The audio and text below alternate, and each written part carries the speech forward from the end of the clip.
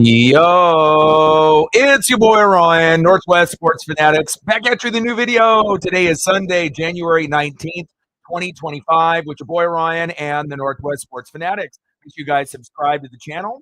Smash that like button either now or on your way out. Donate to your boy if you can. Cash App $, ORION or the YouTube Super Chat right here. We got the AFC Divisional playoffs, the Baltimore Ravens versus the Buffalo Bills. Kickoff is going to be here in just a couple minutes. So let's get suited and booted. Let's take a look at the thumb, cue up the music, and let's get ready for some playoff football. Let's get it, baby.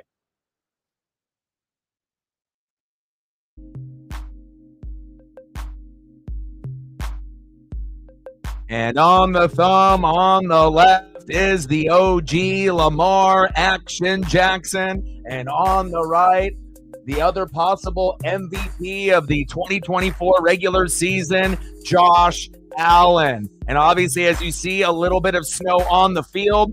Congratulations to the Philadelphia Eagles for advancing 28-22 over the Rams. And obviously, if you ended up watching that game, the Rams were driving late. They had a chance.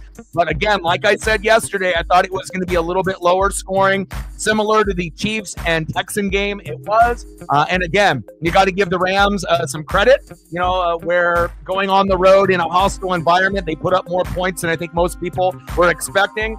But one thing is for sure, Saquon Barkley has made an impact on that Philadelphia Eagle team. And man, Saquon, what can you say? I mean, you get yourself one of those. It definitely puts you in that front seat to advance. Shout out to the Philadelphia Eagles. They'll be matching up at home against the Washington Commanders. The Commanders will have a shot to win that NFC Championship game, especially the way that Jaden Daniels has been playing, and if the defense can step up. So a NFC East showdown to go to the Super Bowl.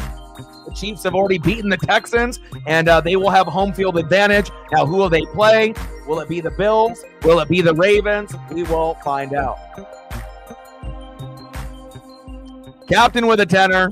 He said, fuck yeah. Fly, Eagles, fly. Bye-bye, Rams. Go Hawks. Appreciate you. We're at 10, 90 to go. We're going to be shooting for, obviously, 20 likes within the first hour, 30 to 50 if we get the volume, and then, obviously, 100 in the donos on every single stream. We're at 10, 90 to go. Let's freaking go. Hybrid in the building. Let's go, baby. I know you want to see Lamar pull off this upset, even though that they are favored by 1.5 on the Vegas line. What's good? Oh, wow. Terrifier 3. Woo-hoo-hoo. I see you, my guy. But I hope everyone is having a fantastic day. And I got plenty of photos already queued up. And Captain, let me know what you want to be able to see photo-wise. Man, I'm ready.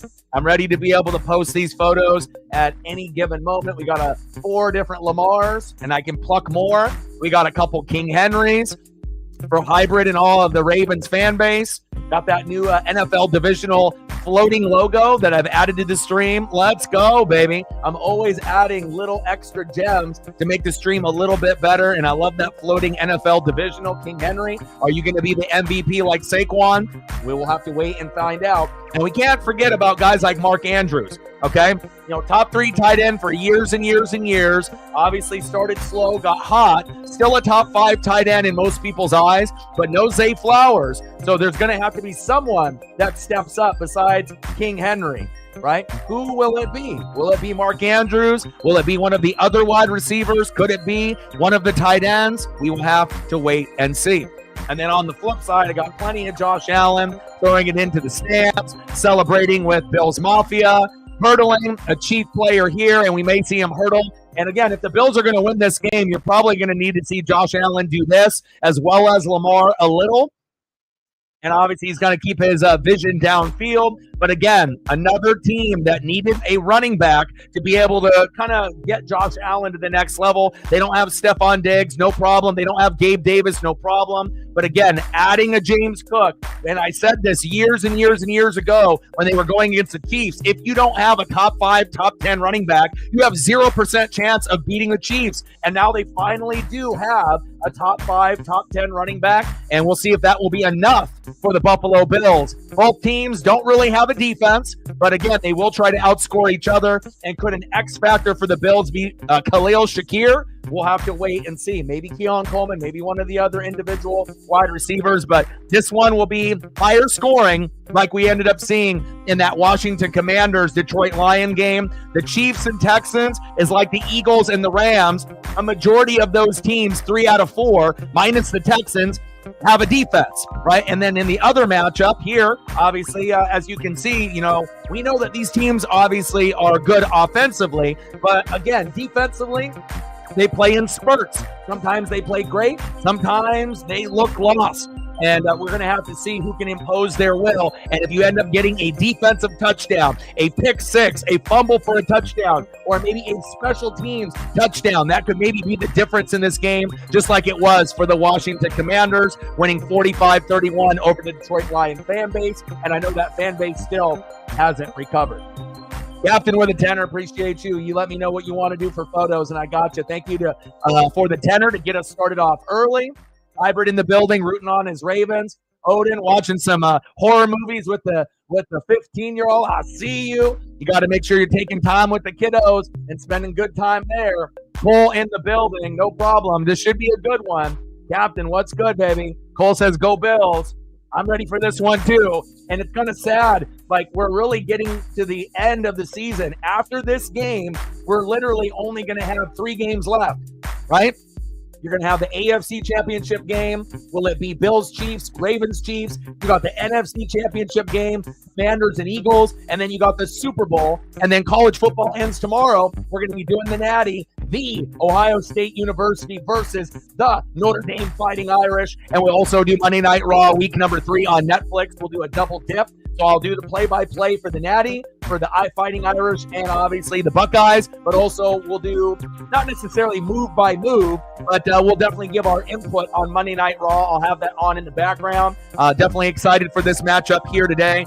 And then as we get further along in the week, we'll do some either freestyle streams, food streams, NFL, or I, might actually, tap into a little bit of the NBA, but honestly, I would rather just do freestyle or do NFL streams. So we'll kind of, see how it goes throughout the week, but maybe a little NHL, maybe a little NBA, maybe a little college hoops. But I would rather talk about the NFL, throw up NFL photos, past and present, and then end off a stream with like food, like we typically do. That would be more of a priority, and we don't have to stream for a long time, an hour to 2 hours and 30 minutes. But again, we'll figure out what we end up doing at that particular time. But appreciate you guys very, very much.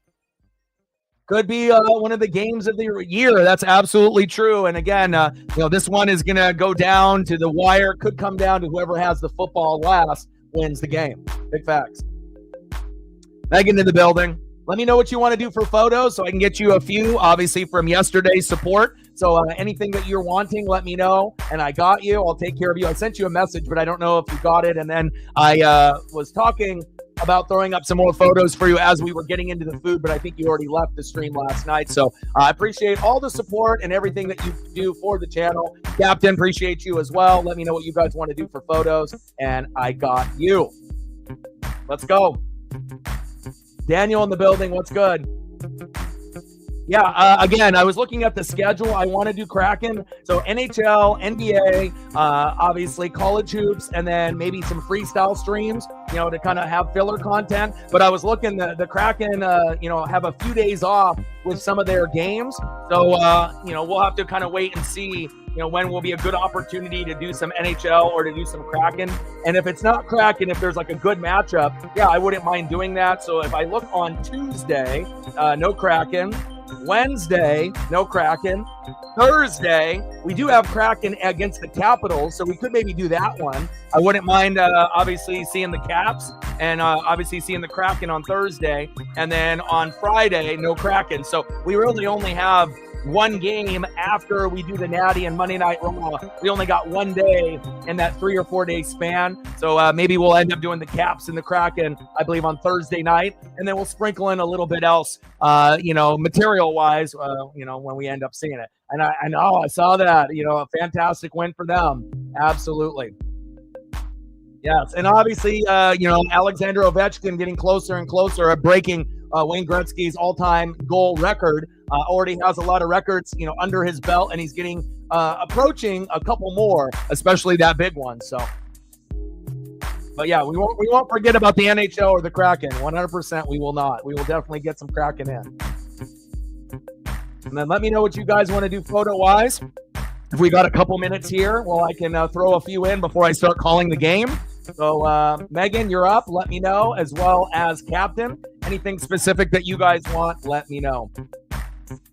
All right, I'll just throw in, I got a lot of Ravens and a lot of Bills photos already prepped, so I might have to delete some to make some more room, but I'll get you some of your regulars and some of your favorites, and then we'll get that in there for you.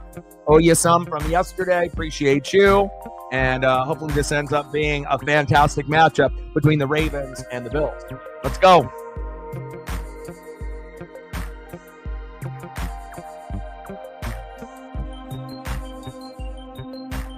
Let's go, baby. And I'm super happy that we got SVU back. I always look forward to that show every single week.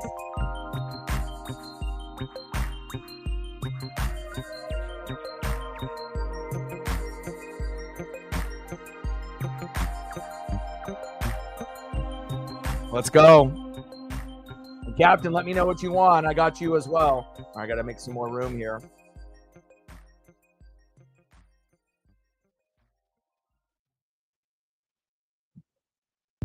And Captain will take care of the likes. Sarah will take care of the donos on the chat.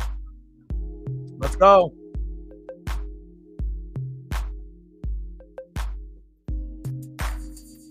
And again, not a lot of snow in that first half, but then once the first half, ended and the Eagles and Rams, the snow was really coming down. And again, we'll see if that ends up being a factor here today.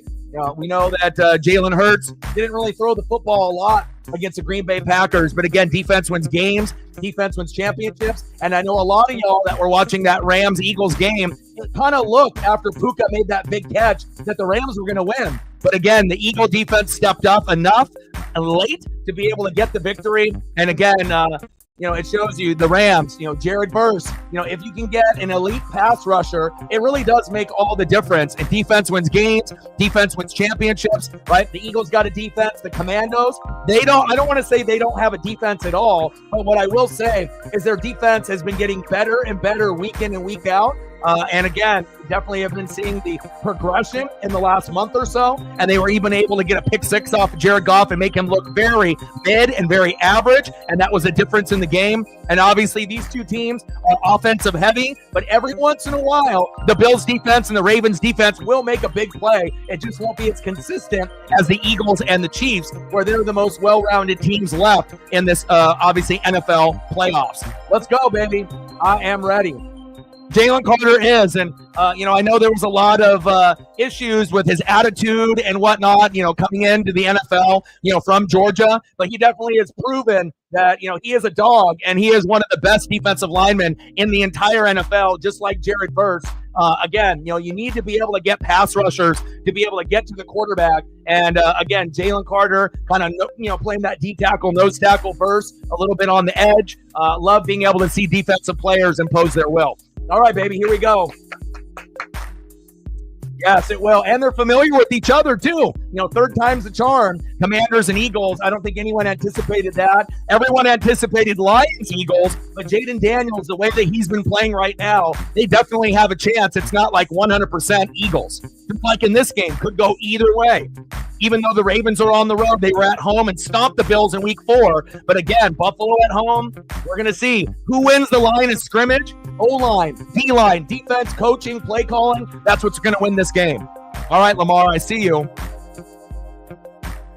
Derrick Henry there for a short gain. Let's go, baby.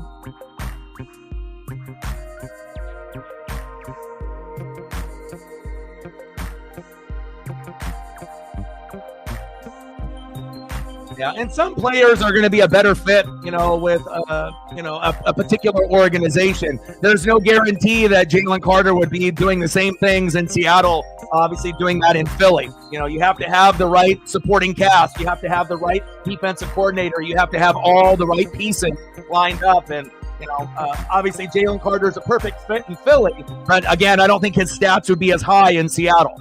again, it's just depending on where you go, when you go. Sometimes things are just a natural fit. And again, Seattle will end up getting their Jalen Carter at some point. We just have to wait to see when that will be. 3rd down and 8. There we go. Lamar, I see you, baby. Lamar's like, hey, you want to try to tackle me? Protection up front, pretty good. It breaks down. He says, you know what? I got the wheels. I'm like Jaden Daniels. Remember me? 1st down, Ravens. Move the chains. Good run there by Lamar.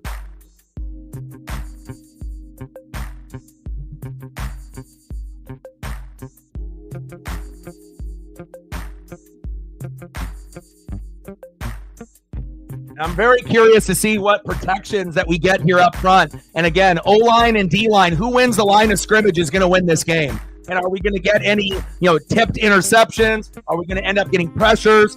And obviously these guys are going to have to improvise and bootleg and kind of run for their life once in a while. They both have capable running backs. But again, the defenses will get hot at times. Nice little flow. How do you drop that? What happened to my hands? Oh, King Henry. My goodness. But Lamar's like, hey, one play, we end up having a drop that could have been a huge gain. Don't worry. Lamar will be able to sling it and get it right on the next play. Isaiah Likely, 1st down, Ravens. Let's go.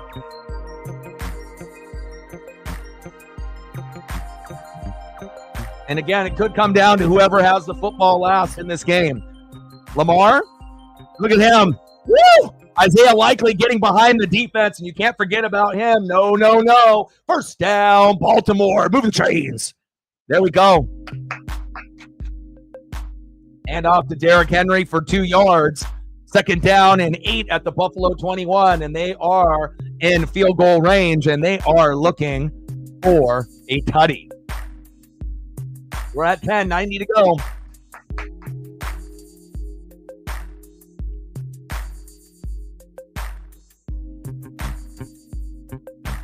Isaiah Likely got all that athleticism as tight end number 2. They got a lot of weapons, just like Buffalo does. And then good collapsing defense there by Buffalo. A minimal gain there for King Henry.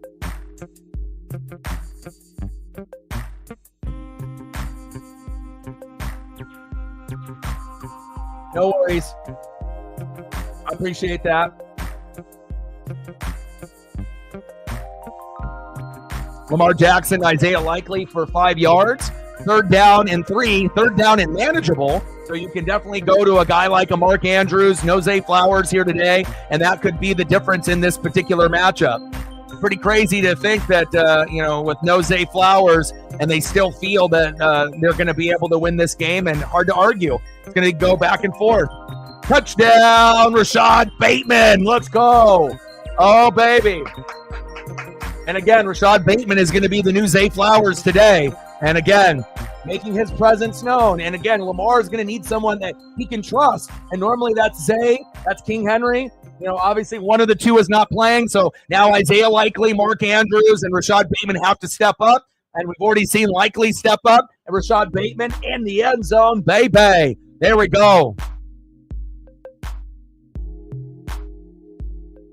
Broken down coverage. Extra point is up and good. Nice job by Lamar and Rashad Bateman, baby. Let's go. Yes, sir. I see you. Nice job, Lamar. Let's get a Bateman photo up.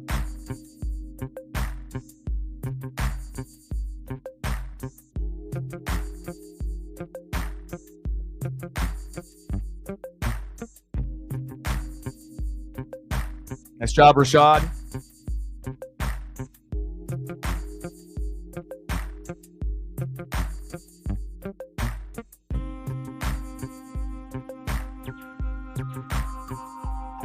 I see you, Rashad. Nice job. Zay Flowers, who?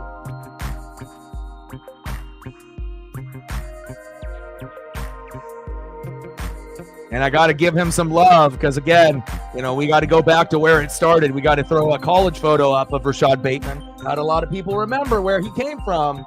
And then if you don't remember, now you know. Let's go, baby.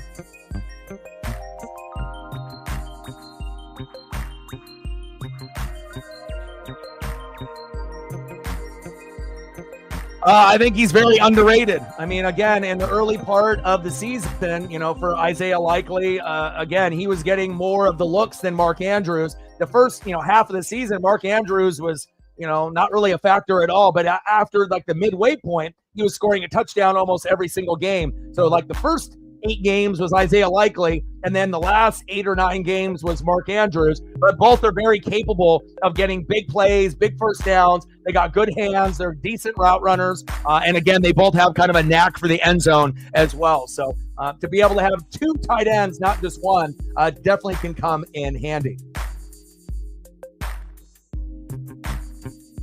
Anything that you want to be able to see, Captain, for your dono, let me know, and I got you. 7-0 Ravens.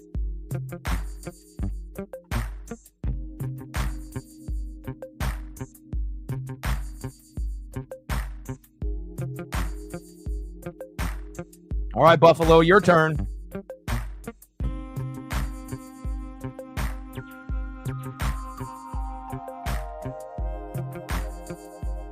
Take a quick peek.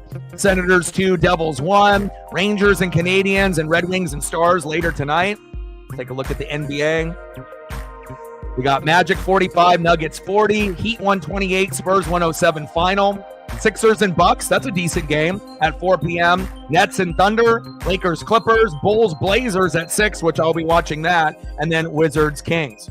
Okay. All right, Lamar, I'll see you, baby. You're loving it.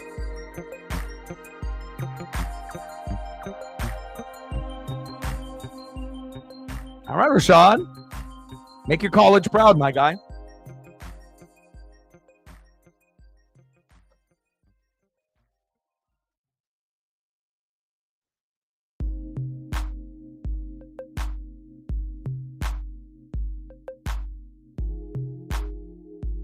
Bots.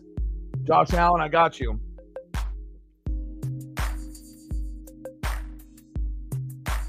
Throwing it into the crowd, celebrating with Bills Mafia, hurdling defenders at ease. Let's go. All right, Josh, let's go.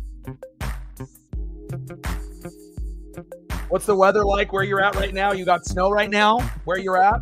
Freezing temperatures? When I took Paisley for a walk, this morning it was like in the 20s, so. Oh, my. Holy cow, 3? Oh, gosh.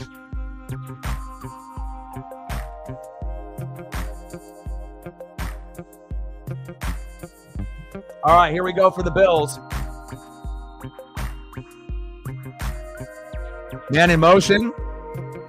Shakir, Allen, looks his way, looks another direction. Hollins, the intended receiver, incomplete.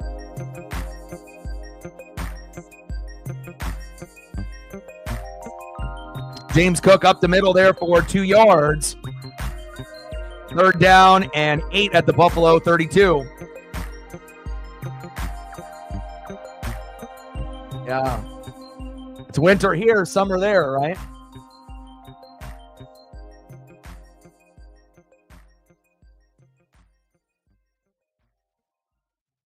Oh, congratulations.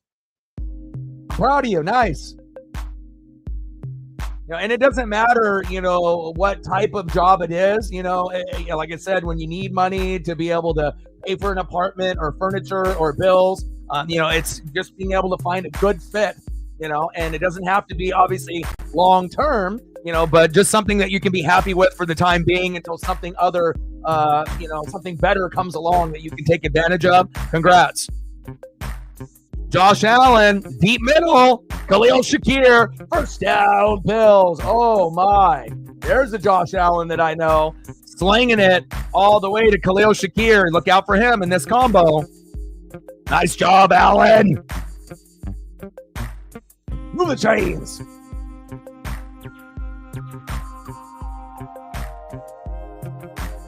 Ty Johnson up the middle for 8 yards. They want to score too. 2nd down and 2 at the Baltimore 26. Yeah, pizza actually sounds amazing. I haven't had it in a minute, but pizza and football is a pretty good combo. And there's Ty Johnson up the middle. Almost a 1st down. Cook for 1 yard. 3rd down and 1 at the Baltimore 25.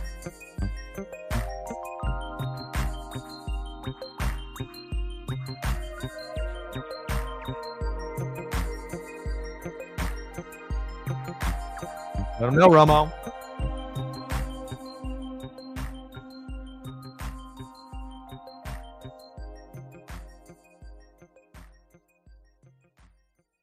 Allen up the middle for no gain, which is pretty wild. Typically, Allen will be able to impose his will, whether it be a tush push or bouncing it to the outside. Good defense there by the Ravens for a loss of 1 for Josh Allen. See if they end up going for it, which has kind of been the common theme for these NFL teams to have a Chip Kelly kind of offense. Sometimes it will backfire, though, if you're too aggressive, like Dan Campbell. But we'll see what they end up doing. At some point, you need to take the 3, but, it wouldn't shock me if they go for it. Reflect in the building. What's good? How are you?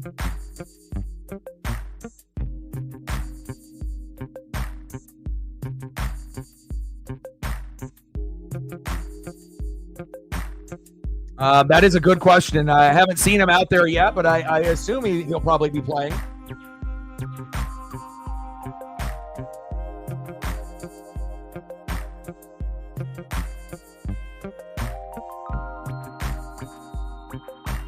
Josh Allen, there you go, 7 yards, 1st down, Bills. Again, some teams are going to be able to be conservative, but as you've seen, teams have been overly aggressive, in the playoffs as well as in the college football playoffs, and we'll probably see some over-aggressiveness in the Natty as well as in this game as well. STL in the building, what's good? Reflect in the building, what's good? Josh Allen whittling his way for that 1st down. I see you.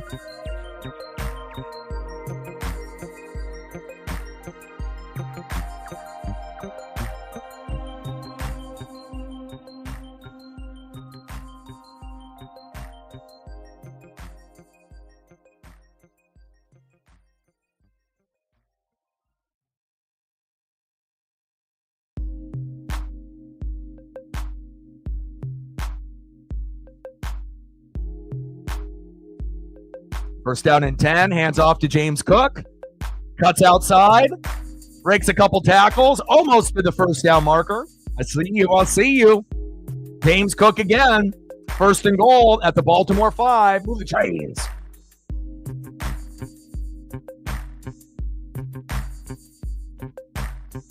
And the Chiefs are going to have, home field advantage. So regardless on who wins for the Ravens or Bills, it's going to be extremely hard to win on the road. Because not only are you going to be going against the Kansas City Chiefs, you might have to go against the referees as well. We'll see on how, fairly they call the game. And hopefully we don't see Patrick Mahomes flopping on the sideline. You don't want to taint it, kind of tarnish the legacy. We didn't see Brady flop on the sideline. So, hopefully Pat, doesn't get to that point. And I get it. They know how to work the refs. But again, your legacy is important, and people don't want to see you as a flopper and whatnot. We just want to see a fairly officiated game. Will we get that in the AFC Championship game? Probably not. But again, these two teams that are playing today, even if they have the refs against them, they could still end up winning, in Kansas City at Arrowhead. It would be tough, but it is possible, especially with Kansas City's offense not really looking that good. But the problem is the Bills or the Ravens don't really have a defense. The Chiefs do. So that makes me a little nervous. If one of these teams actually had a defense, like the Eagles or the Chiefs, it would make me feel a little bit better of their chances of beating Kansas City. But you never know. You're just going to have to try to outscore the opponent. But again, with the team that actually has a defense in Kansas City at home, it's going to be very difficult. And just like the Commanders, they're going to have a chance to beat Philly. But again, Jaden Daniels, we'll see if his good luck runs out or not. Touchdown, Bills. Davis with the touchdown. Ooh, baby, I see you. Ray Davis, baby.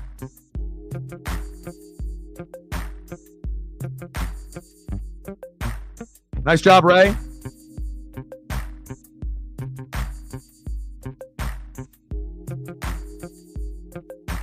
Should be a high-scoring game, just like the Commanders and the Lions. Buffalo fans love that. Bills Mafia. I see you.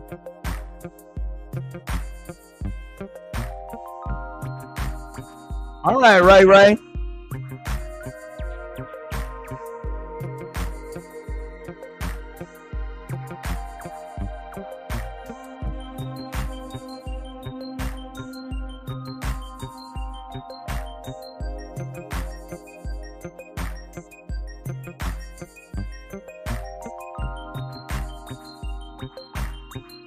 Good start.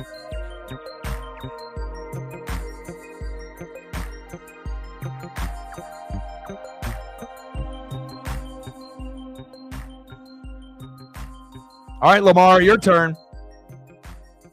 We're knotted up at 7, baby.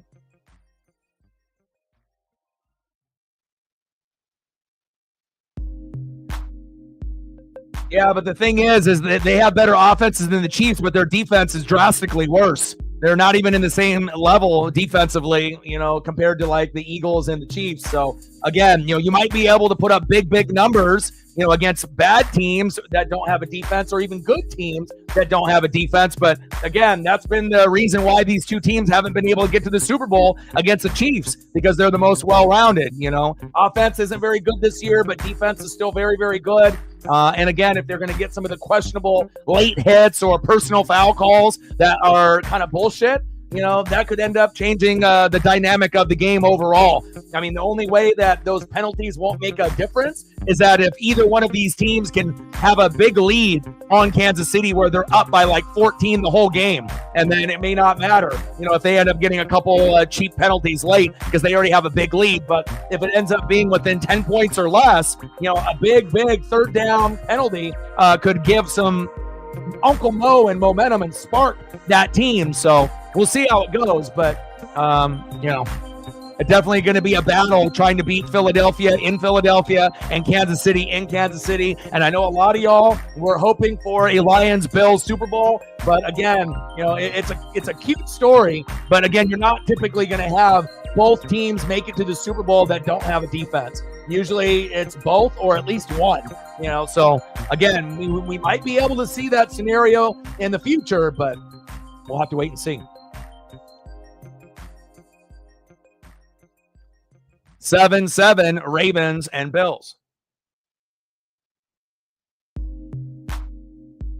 And Puka with that amazing catch down the sideline. I know a lot of Eagle fans were sweating it out because it kind of felt like they had the momentum and they were going to win the game. If they ended up getting a touchdown on that last drive, the Rams would have won. So it shows you the talent that the Rams have, but the reason why that they were so close, not necessarily Stafford or Kyron or Puka or Cooper Kupp, it was the offensive line and the defensive line, especially with Jared Verse and company, getting those sack lunches and making that team feel a little uncomfortable, even though they were at home. So again, getting a very, very good pass rusher is a very crucial thing to your favorite NFL team. Ooh, big hit by the Bills.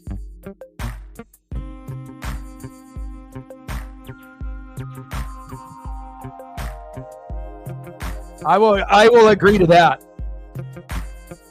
It would have been much better if it was the Bengals versus the Chiefs, because then at that point you would feel that the Bengals actually have a chance. The Texans had 0% chance. Even if the refs didn't have those questionable calls, that wouldn't have mattered. The Texans just don't have a team good enough to beat Kansas City in Kansas City yet. Maybe one day they will, but that was the only game in the playoffs that they had 0% chance, regardless if they're going against the Chiefs or the Chiefs and the refs. It just wasn't going to happen. Good tackle there by Buffalo. Second down. No worries. Looking forward to doing Kraken in the Caps on Thursday night. And then we'll figure out what we're going to be doing on Tuesday, Wednesday, and Friday. Whether we do NBA, college hoops, or maybe just talk about the NFL playoffs and just do a freestyle stream with our favorite players, past and present, and just talking about whatever's going on, in our lives and whatever photos that we want to bring up, musically, cars, wrestlers, whatever. food. Looking forward to doing some of that this week as well. Shotgun set on 2nd down and 11. Lamar going long, going deep. Intercepted! Oh, my. Oh, my. The Buffalo Bills come up big with an interception on Lamar. And Lamar, when you're at home, you might be able to get away with a floating throw like that, but not on the road. Oh, man, that is tough for Lamar. Big play for that Buffalo defense. It did not lead to a pick six, but we'll see if Josh Allen can capitalize off the turnover. Wow. Big play by Rapp. Taylor Rapp.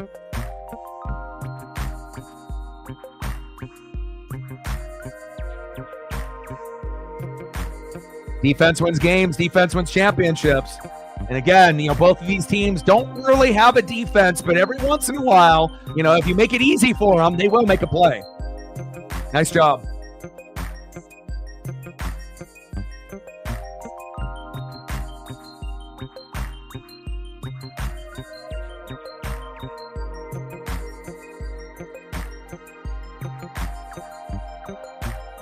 Rapp is a pretty solid player.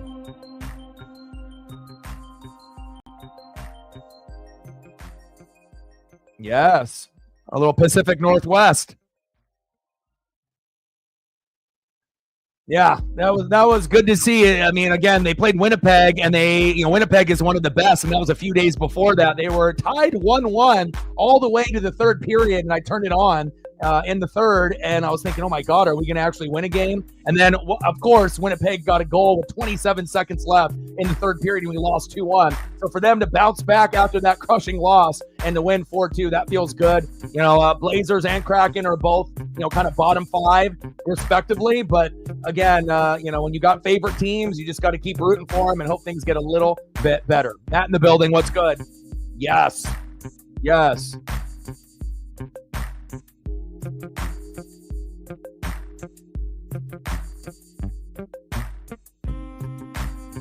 He looks good in the Husky uniform too.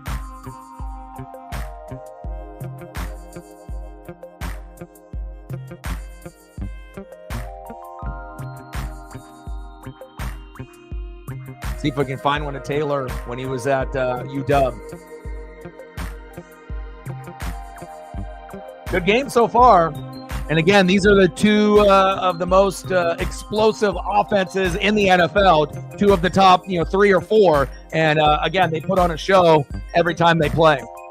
But do these teams have enough to beat Kansas City? Like, I almost feel between both of these teams, you have to have a better record than Kansas City. You have to have home field advantage. Like, if the game is Buffalo versus Kansas City in Buffalo, then they have a better chance to win. Same thing, Baltimore hosting Kansas City. But again, when you have to go to Arrowhead, it's a real, not impossible place to win, but it's very difficult. So unless we wait for Spags, Andy Reid, Chris Jones, as well as Patrick Mahomes and Travis Kelce to depart, or retire or move on, you just might have to wait a couple more years. First down, Ravens. First down, Bills.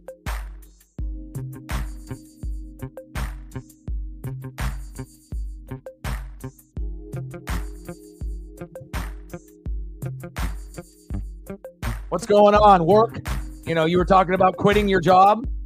Again, you can always find another job, but, again, jobs are jobs because it's not fun time. You got to grind, that's why it's called a job. But again, if you feel that it's just not a good fit, and you still want to be able to make money and earn your way, I imagine there's other job opportunities there rather than where you're at. And whatever you decide to do, I know it'll work out for you.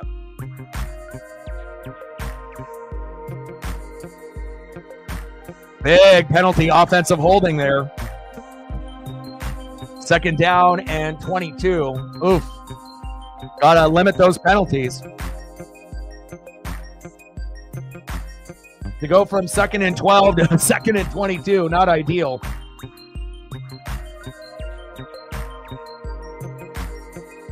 Yeah, true. Chiefs can win away games, but wouldn't you feel a little bit more confident that if they were the 1 seed, Baltimore or Buffalo, and Kansas City had to come to them this year, especially with their offense being a little shaky, like that could be the deciding factor where you kind of level out, you know, their defense is better than the Bills and Ravens, but they have the home crowd to cheer them on. And sometimes that home crowd can be the difference on kind of evening out a team that doesn't have a defense, Ravens and Bills, and a team like the Chiefs that does. But if the Chiefs are on the road, you know, it will be harder for them to win rather than at home. We know that. So, again, watch, you know, as we get further along, you know, if the Chiefs end up playing the Eagles in the Super Bowl, you know, again, at one point or another, that doesn't mean the Chiefs are going to three-peat. If Saquon Barkley plays well, he could end up winning, you know. But again, we have to wait for the big five of the Chiefs to break up, and then eventually the Ravens or the Bills or another team, the Bengals, I don't know, somebody, you know, will end up being a 1 seed over them, and then that will be the team that will have that, you know, kind of that main spot to be able to kind of impose their will on everyone else. So I'm just not sure if you're going to really be able to beat Kansas City in Kansas City.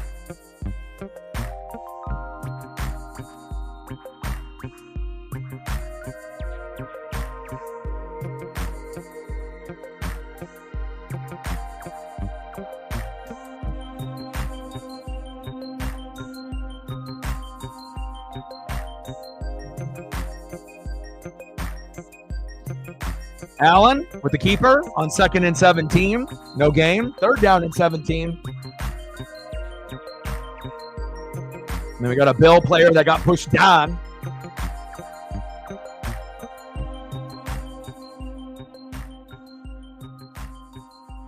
Yeah, well, you got to think Denver shouldn't even really made the playoffs, you know. So for them to be able to make the playoffs was a success in Bo Nix's rookie year. Let's be honest.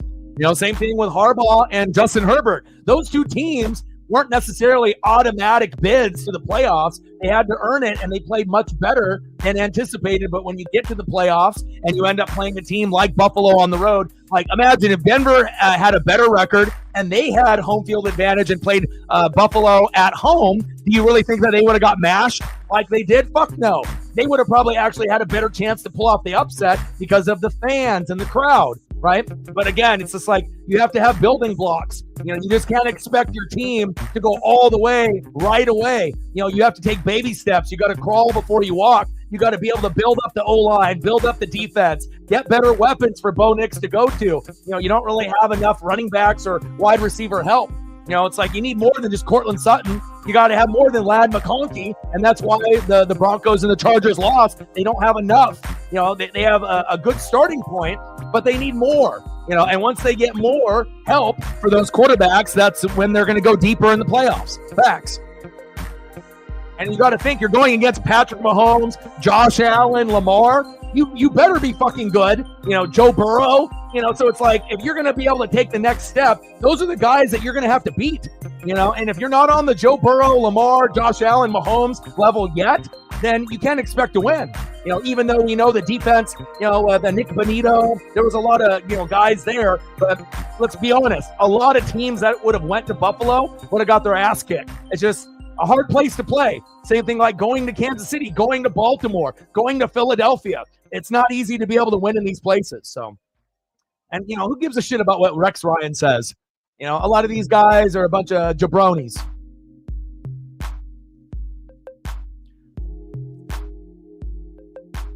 Yeah.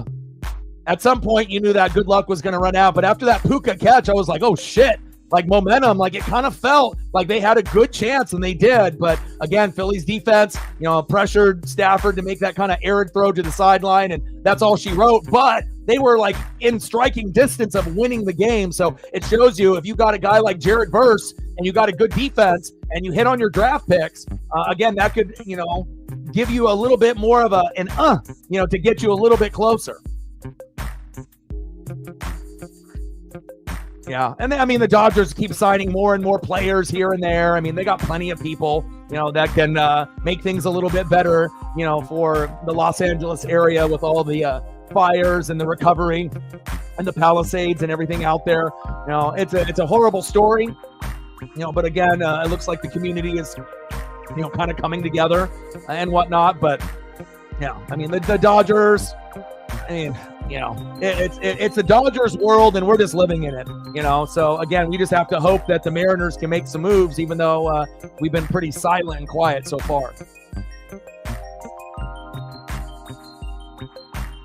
Well, that's why you have to understand the reason why they do these shows, right? And they say such outlandish fake things is to get a reaction out of people like you, you know, and if you buy in to the comments, they got you. You know, it's like hook, line, and sinker. You know, you just can't fall for the bullshit stuff. That's why, you know, people don't watch those shows, because they know it's just a bunch of garbage, and it's either, you know, management, the director, or they tell them, you know, say something that you don't believe, but just say it with conviction and then act like you really believe this, even though you don't. And then, you know, like when they talk about the Cowboys going to the Super Bowl every year, you know, goddamn well, Skip Bayless knows they're not going to go to the Super Bowl every year, you know, but they just want to be able to plant the seed to see if people will react in something that's so crazy that would never happen, you know? Facts. Hi, Dalahala. Is it Mariner season yet? Stacks on stacks, racks on racks, little cactus jack, bang, bang. I can't wait for the Mariners, man. Even if we end up having another one of those Mariners years, you know, I'm still Mariners till I die, just like Captain and Reflect, and I'm super excited. We'll probably even do some Cactus League, you know, type of matchups, you know, Spring League. You know, I might end up doing some games. You know, I'm itching so much for, you know, baseball at this point, so. King Henry with a nice gain right there. Through the chains. Hey, guy in the building. What's good? Yes, it was.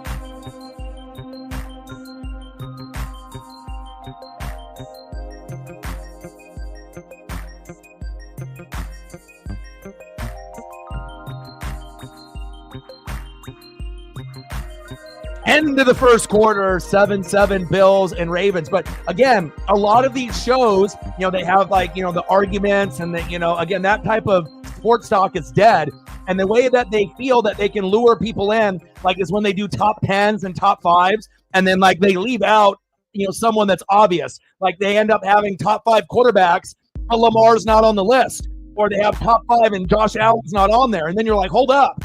You know, and they did that on purpose to get you to engage and, you know, tap on the fucking article and then comment below, you fucking dummies, Josh Allen. But they did that on purpose, you know, to see if you get baited in, you know. So again, they're not dumb, they're strategic. You know, they are just trying to hope that they can find people that get suckered in to comment and engage in something that they normally wouldn't engage in, right? Because if you end up having a top 5 or top 10 list and it's all accurate, may not be exactly where you would put number 1 or number 4, but the top 10 are correct, then you might not engage. But you do a top 5 or top 10 quarterback list, and then all of a sudden, like, Joe Burrow's not on there, or Lamar, you're like, what the fuck is going on here? This is stupid, right? And then you get riled up, and then you start commenting, and then they got you.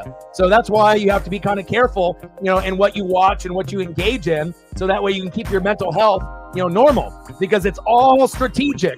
You got to understand how much things are fake that are out there on planet Earth. You know, there's a lot of fake people, a lot of fake shows, you know, fake opinions, just to get a rise out of people. That's why, you know, when you come here and other like YouTube channels that are a little bit more real, you know, again, people might not want to be able to hear what real is, but I know a lot of people are thinking it, but a lot of people don't have the guts to say it, you know? And again, it's like we just want to make sure that, you know, we're calling it the way that it is. You call a spade, right? Like even with Joe Buck and Troy Aikman, they were saying, oh God, with like the bad penalties. When's the last time you heard announcers that are supposed to be, you know, like, you know, not biased, you know, but they usually are. And they end up, you know, saying, oh, this penalty. But when they were like showing such emotion that the penalty was garbage, then you know that if the announcers are saying it with Aikman and Buck, which I don't really like, but I respect them, you know, by saying that some of those like late hits and personal fouls that you ended up seeing with the Texans against the Chiefs. And, you know, again, Chief fans have to realize, you know, you were in the same position when you were bitching about the Patriots. Now it's you. So you have to embrace all the criticism. And again, if the criticism is real, right, why are you getting so upset? When you see a penalty go your way, when you know it shouldn't have been a personal foul, you know, what are you just going to act like it didn't happen? Oh, yeah, we deserve that. Yeah, we got Mahomes. We deserve it. Like we just want things to be fair, regardless if I have Mahomes, you have Mahomes, Chief will Chief, or Odin has Mahomes. We just want to be able to see games called fairly. And again, you don't want to see Mahomes flopping, being like LeBron, and obviously they know that the refs are on their side, but we don't want to be able to, see them abuse that. And if they're going to abuse it, then they're going to be hated even more because we know what they're doing. We're not stupid as fans. We know Mahomes was flopping on the sideline. We know some of those penalties were bullshit, and congratulations to the announcers for keeping it real, But again, I saw a couple posts online saying that, if Troy Aikman or Joe Buck are at your restaurant, say that you're at capacity. And then people commented above why, because they told the truth. And that's the problem with some Chief fans or Patriot fans or whatever fan you are that has a superstar. Like you get kind of in this denial mode.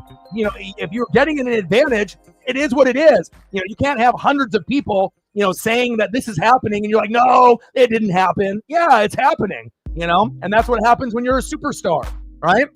Jordan, Kobe, Brady, Mahomes, they get the benefit of the doubt. But the difference is benefit of the doubt and getting calls that aren't really calls is completely different. Facts. First down and 10, shotgun set for Lamar.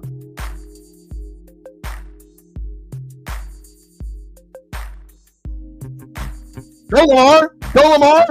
Yeah! First down, Ravens. That's my boy. There you go, Lamar. Scrambling and gambling. Nice run by Lamar, baby. 16 yards. Move the chains. Yes, sir. High fives for everyone. Nice job, Lamar. Good blocking up front as well.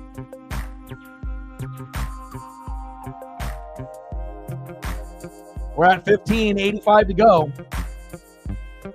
Because the thing is, if I was a Chief fan and I was getting that, special treatment, again, you just have to accept it. There's no purpose of, backpedaling or, being in denial mode. Because I feel like if you're going to be in denial mode, that says something about you as a person, You know what I'm saying? Like it says that, like, if you can't admit when something is wrong and you're backpedaling on it, that is a reflection of who you are. So if something like that happened to you in real life, no, and then you have to backpedal, you have to look at your morals and your character. And I feel like sometimes that will come out in some of these fans. If you can't accept the criticism, again, you have to be able to look in the mirror. Imagine if it was someone else, how would you feel? And again, Chief fans had to deal with the Patriots and Brady in the same situation for like 10 years.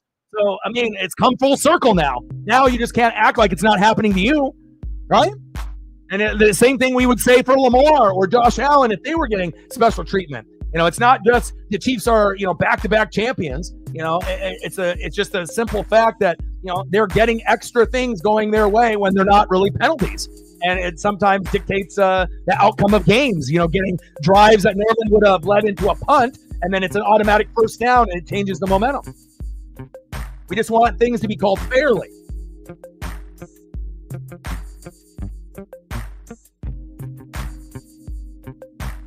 Third down and 9. Shotgun set. Lamar, little check down. First down, Ravens. Move the chains.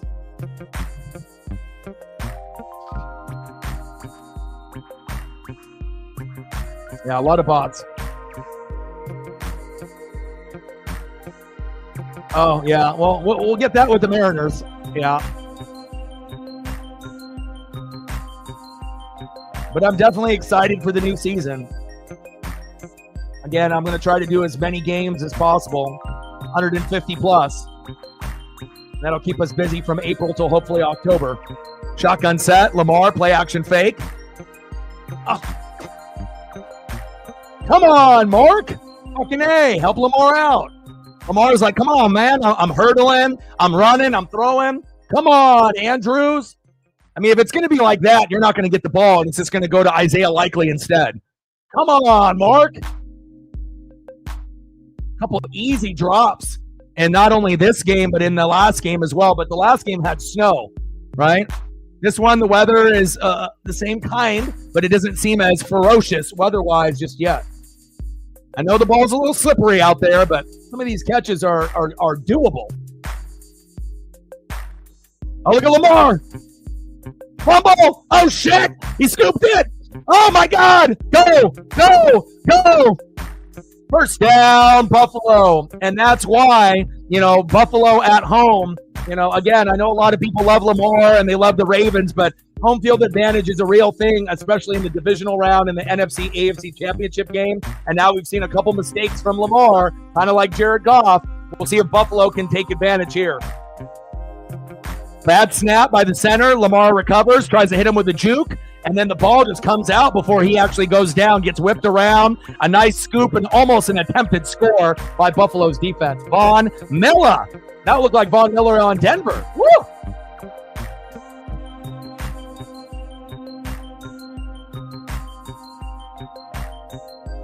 I mean, the first sports league that we're going to see with robots will be baseball.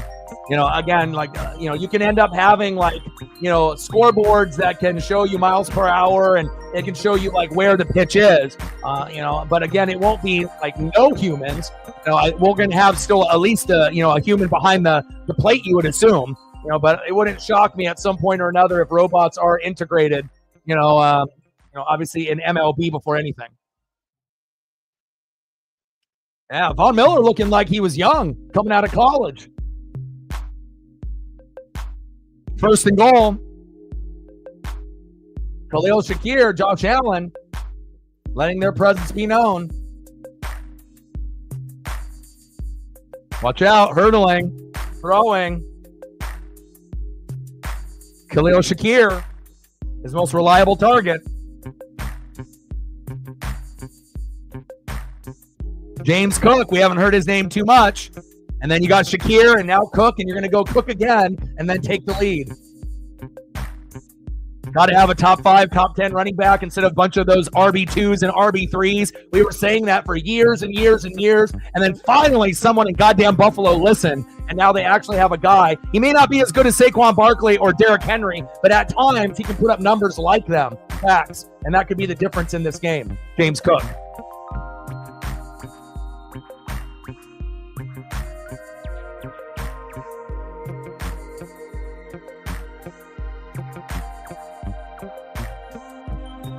Good, pushing those legs. Wow.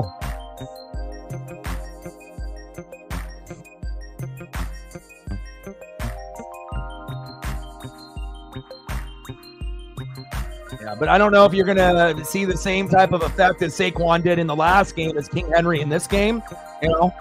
Again, if the Ravens are going to win this game, King Henry will have to play like that. But again, I got the Bills winning this game because they're at home. If the Ravens were at home, I would have the Ravens. So it's not like I hate the Ravens or I don't like, this team or that team. I like both of these teams a lot, but I think the deciding factor is really home field advantage and with the crowd rooting that team on. And, I think it's going to go back and forth, but again, if the Ravens want to be able to make the Super Bowl, they're going to have the number 1 seed in the AFC, and everyone has to go through them and their building in Baltimore instead of having to go on the road. That makes it pretty difficult.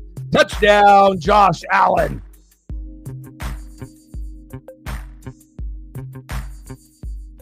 Extra point is up and good. Bills Mafia, stand up. 14-7 Bills. Again, and the last thing that you want is your superstar player to make mistakes. Because again, if Lamar is making mistakes, they have 0% of chance of winning. They need him to be electric. And again, we've obviously seen Jared Goff, not really have his best game. You got to have your best games right now in the playoffs. 14-7 Bills. Let's go Lamar. Let's go Ravens. Your turn. Back and forth. Let's go.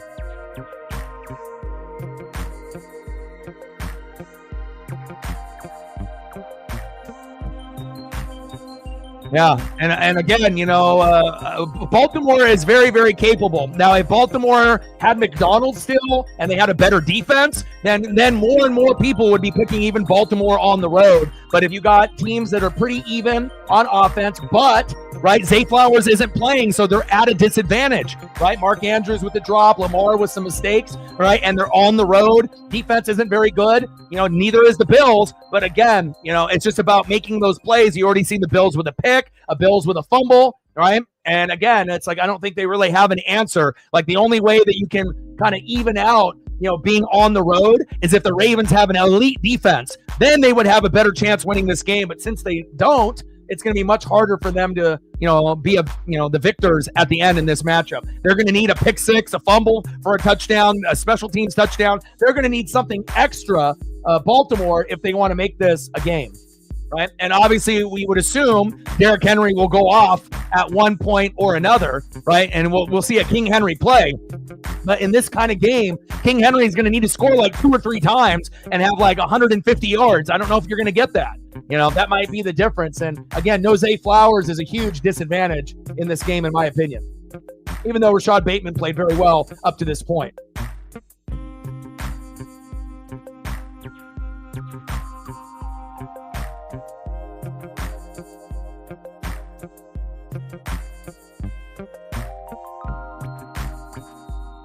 And it also doesn't help that there's snow, obviously for the running backs.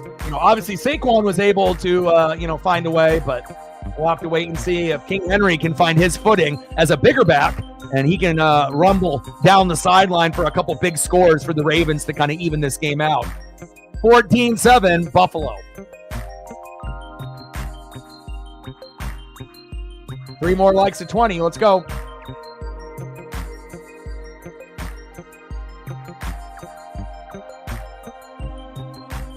Yeah, weather's been wild. Right now it's 40, here, but again, lows have been in the 20s and 30s. Low today, 30, low tomorrow, 24, low tomorrow, 27 after that. On Tuesday, 27, 33, 29, 29. Getting pretty chilly out here.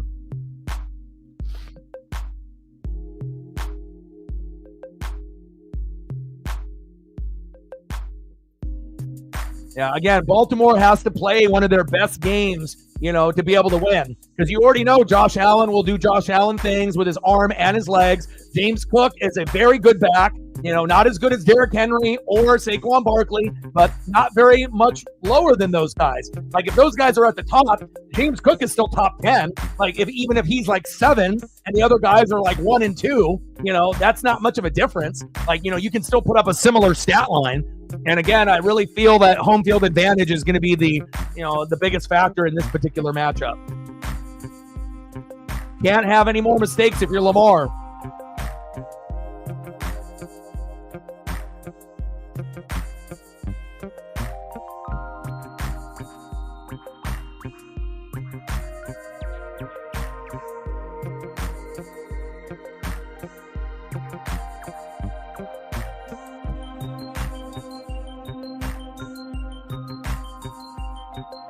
All right, let's go, Lamar. Fucking bots on full force, huh? Not today, bots. Lamar?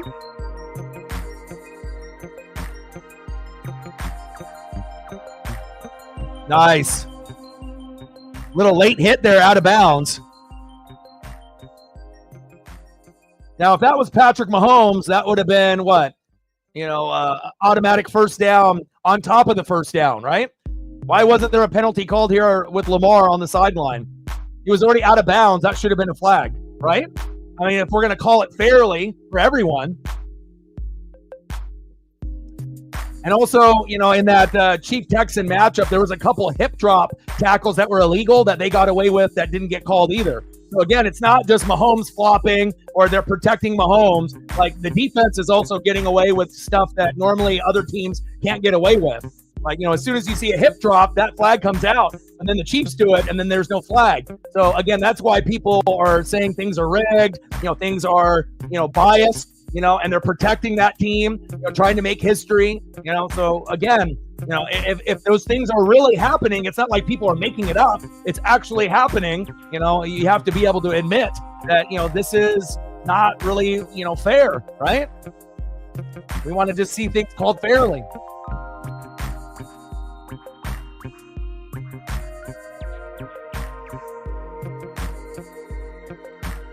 Handoff. Henry. Good tackle there by the Bills. Yeah.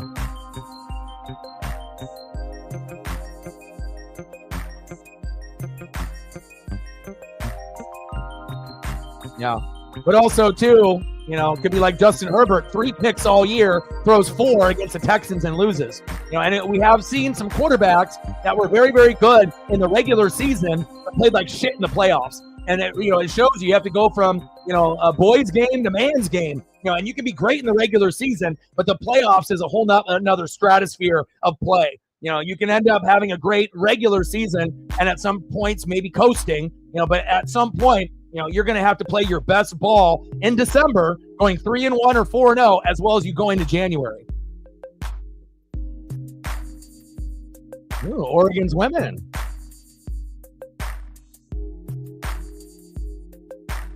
I saw that one too, I believe. Yeah, I saw more on the Chief game with the hip drop. I saw at least 1 or 2 in that one.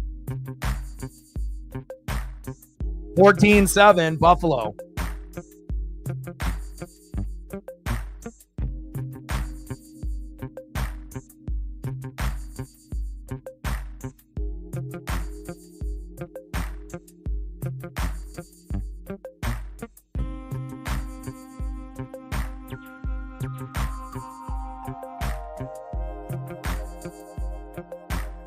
Kirby Joseph. 3rd down and 1. Direct snap with Mark Andrews. He might not be able to catch the ball in the snow right now, but they're like, hey, just line up under center and just fucking push that shit. 1st down, Ravens. Hey, you got to be able to get Mark Andrews involved somehow, some way. 14-7, Bills.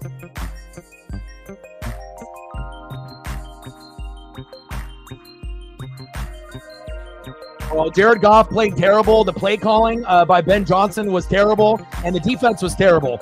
So, and now Ben Johnson's going to take a head coaching job, and the Lions' offense will be good, but it probably won't be as good, when Johnson leaves. So, depending on who they bring in, he's already leaving. He already told the team. So, but Jared Goff lost them that game, even though Dan Campbell, 1st down, Rashad Bateman. Nice pass by Lamar to Bateman. And Dan Campbell wanted to cry and say, it's me. That's nice for you to be able to, take the heat off of Jared Goff. But everyone was watching that game, and that was fucking Jared Goff.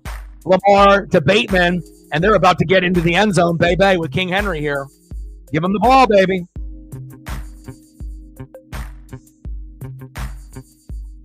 Great catch. And again, teams that don't have defense at some point or another, it's going to come back to bite you. That's why like Chiefs and Eagles is the most likely Super Bowl scenario. Not that the Ravens and Bills and the Commanders can't do it. They can, but again, it just makes me weary when I see teams that are only offense and they don't really have a defense. You might be able to get away with that in the regular season and even win 15 games, but it doesn't mean shit if you play bad in the playoffs. Give it to King Henry. This would also be a good position to be able to throw the ball to like a Mark Andrews or Isaiah Likely and play action or bootleg, because they already assume that it's going to be Lamar or King Henry. So sometimes you got to think outside the box, and do a play maybe that they don't think is coming, but we'll see what they do here. 2nd and goal. Lamar, play action fake. Looking. And I think he was looking for one of those guys that I mentioned. But a good tackle. It's 12 noon. You know what time it is. Time for a sack lunch. Yum.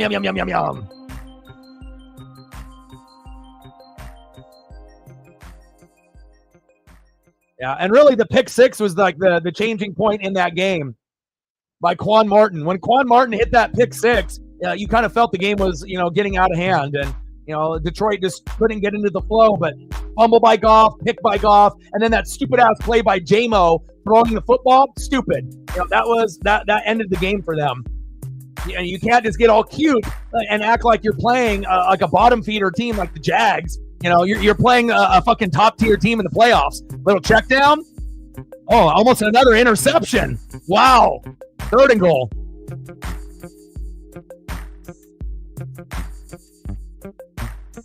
$85 to go. And they decide to go for a field goal. Smart decision. Kick is up and good. 14-10. Bills.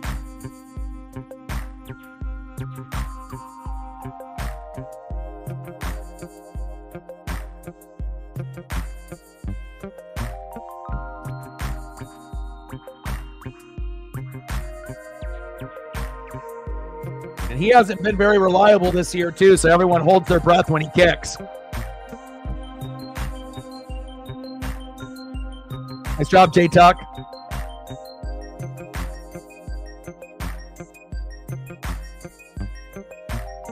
We like to give kickers and special teams love here. Plus, the photos are always kind of cool for kickers. Like action shots like this. I love it. I love it. 14-10 Buffalo.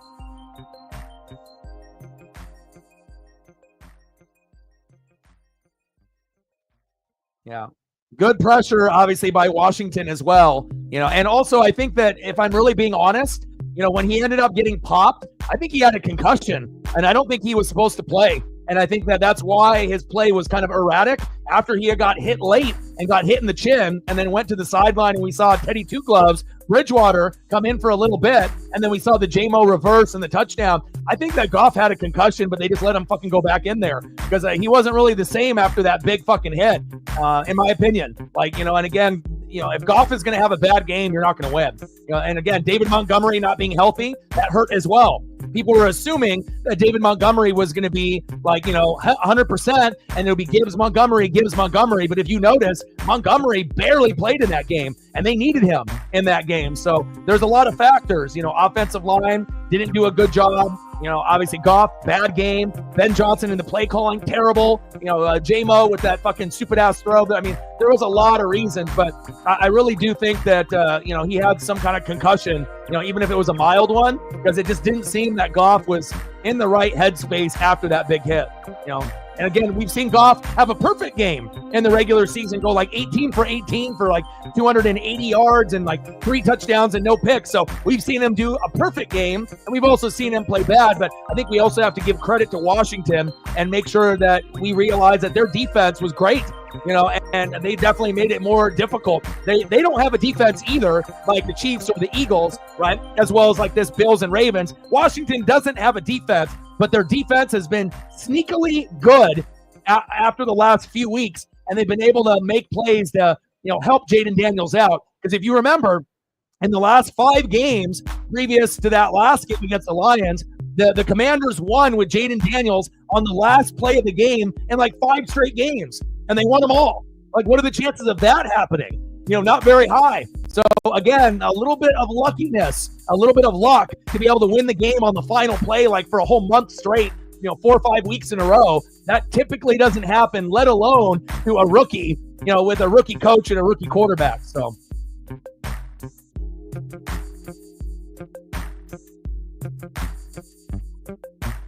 Exactly.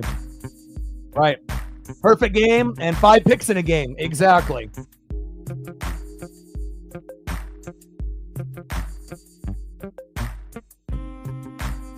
Yeah, but again, you can't fumble the ball, throw a pick 6. That's a recipe for a disaster, and then obviously the J-Mo one also. But again, Goff needed to have a great game for them to have a chance in that game. He needed to have a game like Jaden Daniels. And again, it shows you have to have a running quarterback. If you have a pocket quarterback, that's back in the day with Brady and obviously Peyton Manning, Ben Roethlisberger. That era, it might have worked, but now it shows you need to be able to scramble and bootleg, and also you need to be able to rush for touchdowns yourself. And that's why, if you notice, Josh Allen, Lamar, Jalen Hurts, there's a reason why these guys are so good, because they're dual threat quarterbacks. They can run for first downs. They can end up extending plays. They can improv. And if you're just a pocket guy, you're fucked.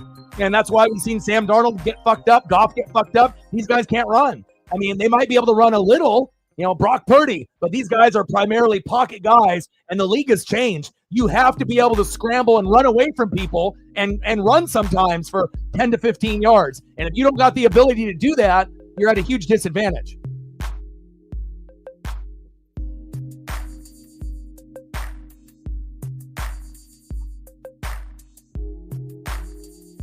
Yeah, that was a pretty dirty hit, though. I mean, right underneath the chin and whatnot. I mean, we've seen Mahomes get penalties for far less. You had 2 Texan defenders dive at the ground, and maybe one of the helmets barely nicked, Mahomes' helmet, barely, and then they threw a flag. So, for them to not call anything and oh boy, got fucking decapitated Mortal Kombat style, and it wasn't the same after that hit. Like, you know. And again, after the play, you know, running around, I get what you're saying, but I mean, that should have been a penalty. That was a dirty play. I mean, he was trying to injure him. Yeah, but Stafford can't really run either. I mean, he got him to the Super Bowl, but, you know, obviously Stafford a little bit more trustworthy with his experience. 2-minute warning, 14-10, Buffalo.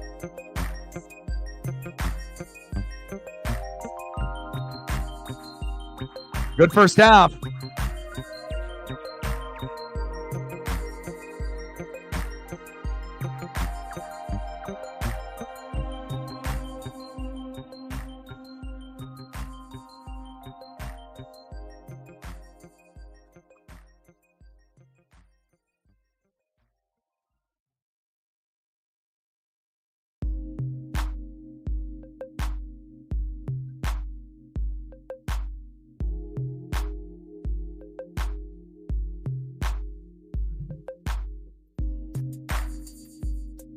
First down and 10 at the Baltimore 37.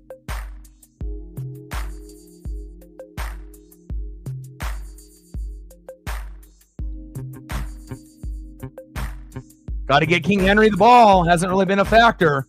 You notice how the Eagles always get Saquon the football, and that's kind of a bugaboo for Baltimore. You know, I know Lamar wants to do a lot, but again, you know, you haven't had a running back like this ever, and you want to make sure you're not wasting the opportunity.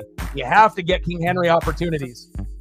No Zay Flowers is a huge loss. Bateman has stepped up, right? But again, you got Andrews, you got Isaiah Likely, you got Bateman, but you know, others need to step up as well.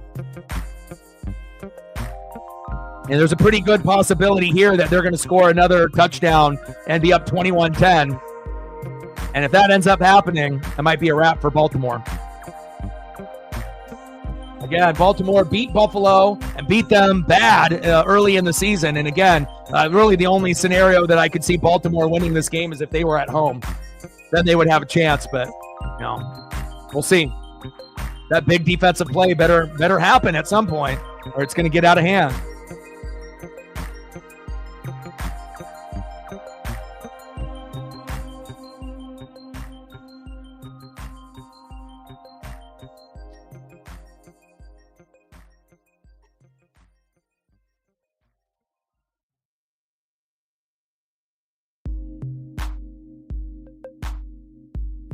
Yeah, keep me updated on all that information. You know, I always like being able to keep up on, you know, things from you or your son. You know, I want to make sure I'm keeping up on everything. 14-10, Buffalo.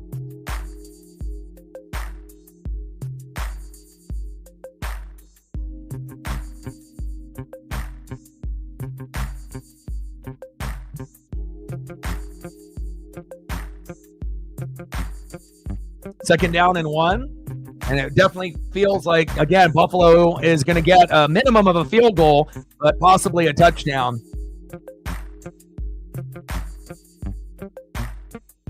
And if you're Baltimore and you want to be able to stay face right now, right, you're going to have to hold them, force a turnover, you know, or, you know, possibly just hold them to 3 if you can.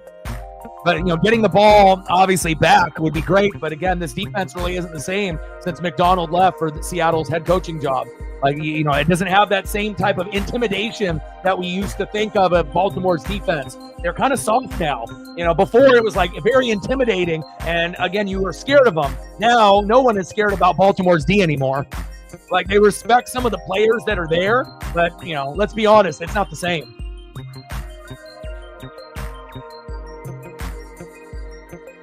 Second down and 6 at the Baltimore 31. Timeout, Baltimore.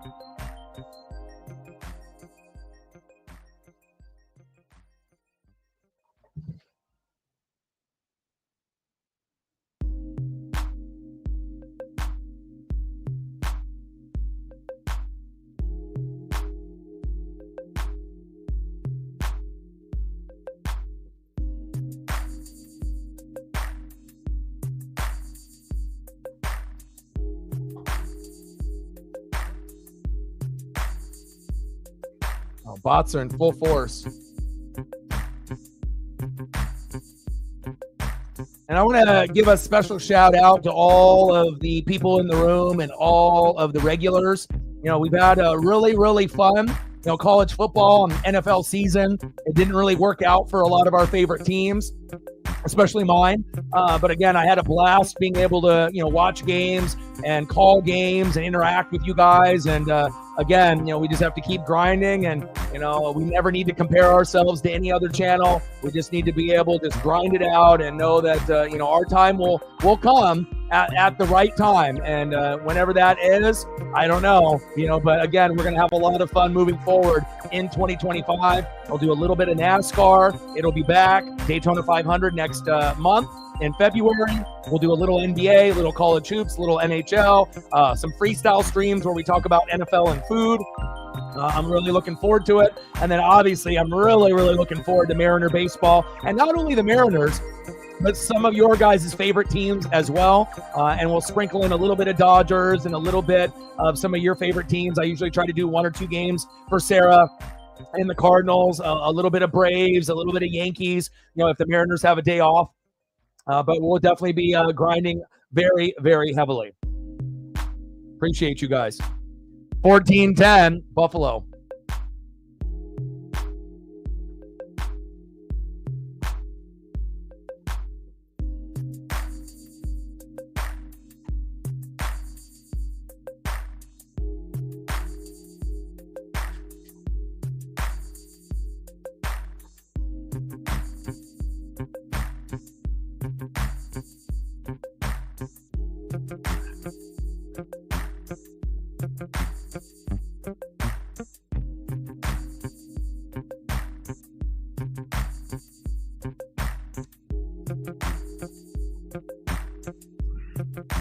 Cook.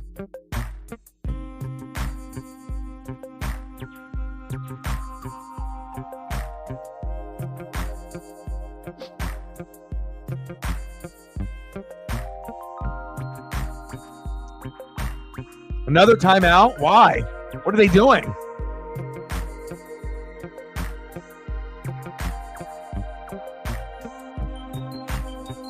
I'm so ready. I haven't been this ready for baseball in like years, maybe ever. Maybe it's just because of, how things ended for the Ducks and my Bucks and everything, but also seeing, names being signed for the Dodgers and everyone besides the Mariners, and with all the, kind of hype and hula and hoopla and whatnot. But I am so itching for baseball. But again, not everyone has that same type of appreciation unless you do have like a favorite team. But again, that's why it's nice where we have baseball season. And then obviously once that ends, we can transition into NFL and college football. And that pretty much goes throughout the whole year. There's really only like a little bit of a dead period in January, February, March. And then we get back into good, consistent, baseball every day in April. 3rd down and 5. Allen. He's got a man, 1-on-1. He pushed off. And there's a flag, but it is an offensive pass interference.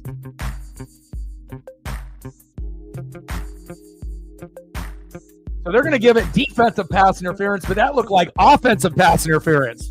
What's that about? Let's watch this route again.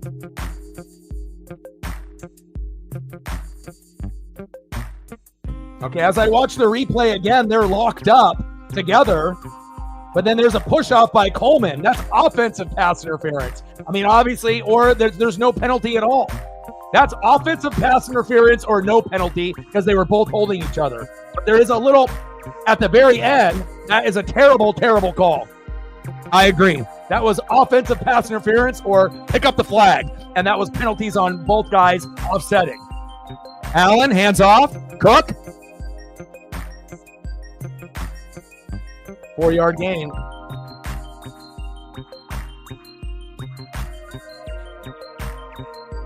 I think every flag that's pass interference, for a certain degree should be reviewed. I know we don't want to slow the game down, but we want to make sure that we're getting the calls correct. Especially if it ends up being a pass interference where it could end up changing the outcome of a game. Hell, our defense wasn't even good this year, and we played a lot better than the Lions. But obviously, our defense is better than theirs, but we still had holes in our defense. Only lost by 3.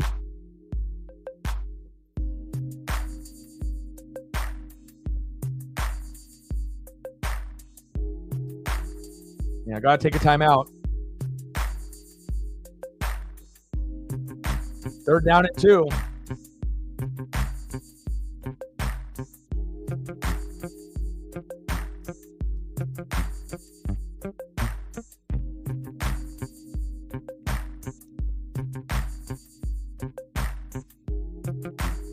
Yeah, that's true.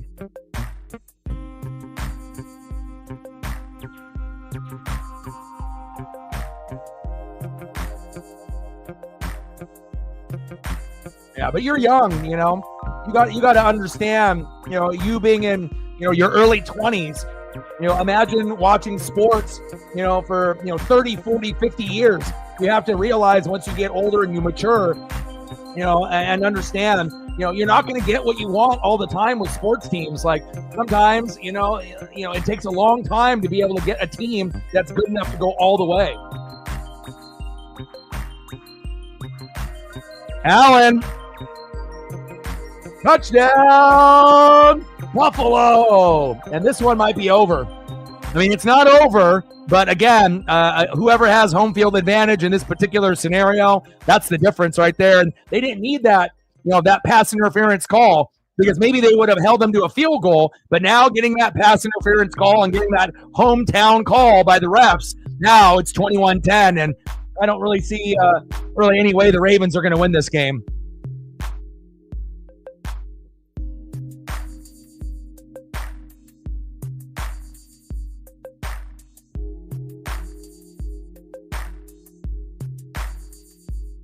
I'm going to try to do both. Usually the only reason that I didn't do, 2 games on Saturday and 2 games on Sunday is that I don't have a break in between, and I got to make sure that Paisley's okay, and I got to get my exercise in for my mental health, and hers as well. So if there's a little bit of break in between the games, I'll do both AFC and NFC. And I guess if there's not a break, then I got to make sure I get the thumbnails made, maybe the night before. And I'm going to try to do both games. I'm going to try to do AFC and NFC because they're worth doing. Chiefs and Bills, Commanders and Eagles, I want to do both. I'm an NFC guy, but, I want to be able to see if Buffalo can pull off the upset against Kansas City. So.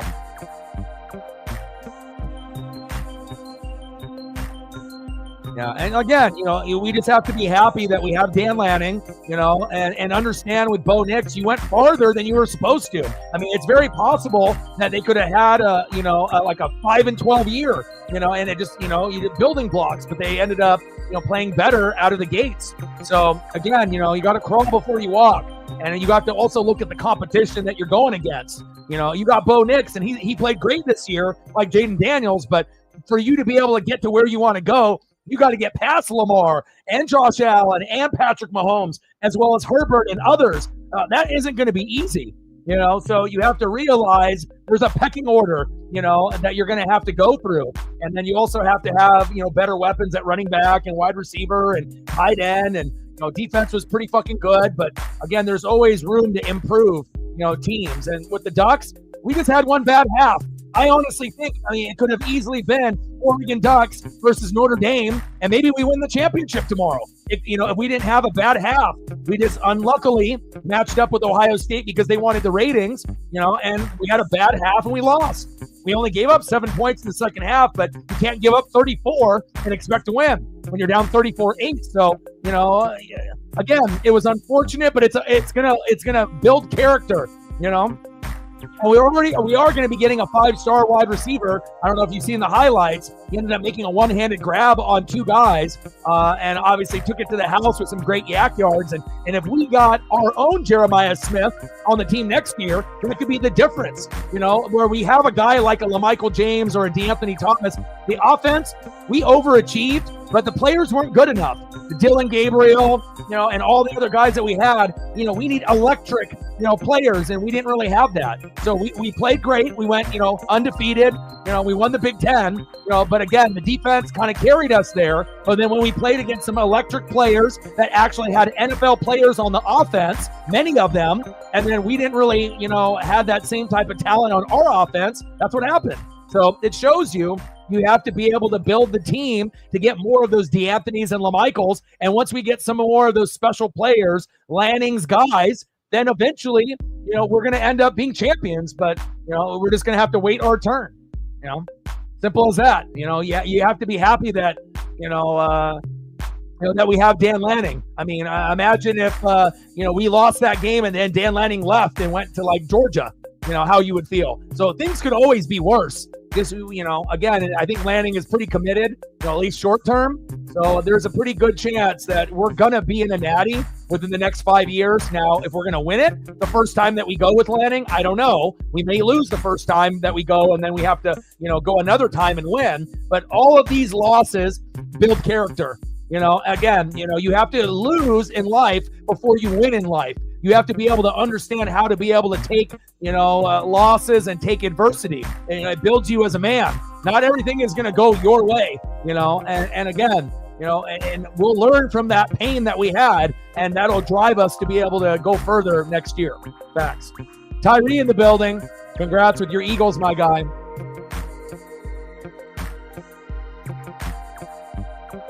Halftime, 21-10, Buffalo. Like, sub, donate, comment, share. If you haven't smashed that like button yet, please do. Help us get to, our goal, which is 30 today, if we can get there. And then obviously we're at, I believe, 15, 85 to go to hit the dono goal.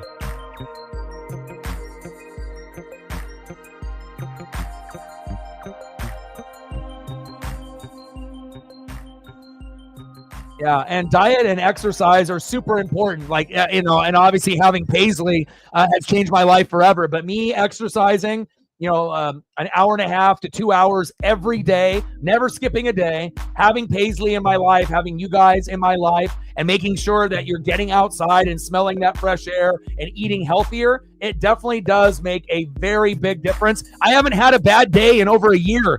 Ever since I ended up moving away from all those toxic people that I was living with, and then I ended up getting Paisley, even though the relationship wasn't good, I got Paisley out of it, and my life has been much better. I haven't had a bad day, in a long time. So again, if things aren't going your way, and or if you get angry really quickly, you got to be able to find ways to be able to battle that. Changing your diet, exercising more, getting motivated for things that, and, having things to look forward to, and not taking, your sports team losses so hard, and that'll be something that'll happen as you get older. I think every hardcore sport fan will be like you, Matt, when you're young, but then once you get a little bit older, you start to appreciate greatness for where it's at, not just on your favorite teams and players, and then it won't be such a thing that it'll drive you mad and make you depressed or sad. Obviously it stings a little bit, when you end up having, bad losses and things don't go your way, but that's life.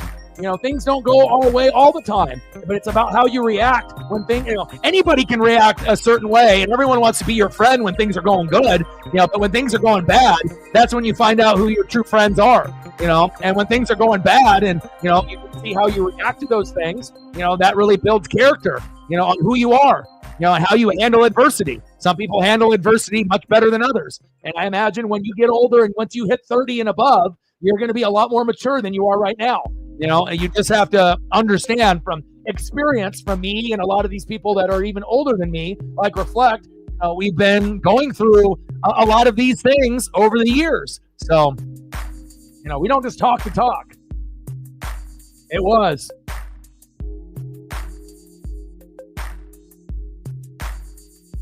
I know.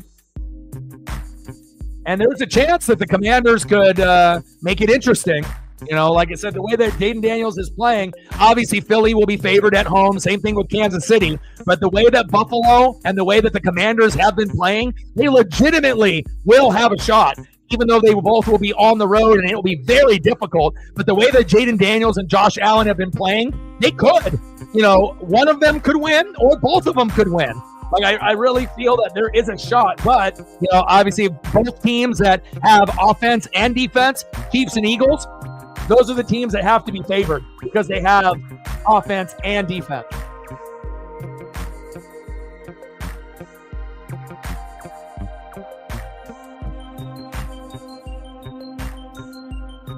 $5 holla. Stacks on stacks, racks on racks. A little cactus jack, bang, bang. Let me know what you want to do for photos. We're at 20, 80 to go. What do you want to do for photos, Reflect? You want to do Mariners?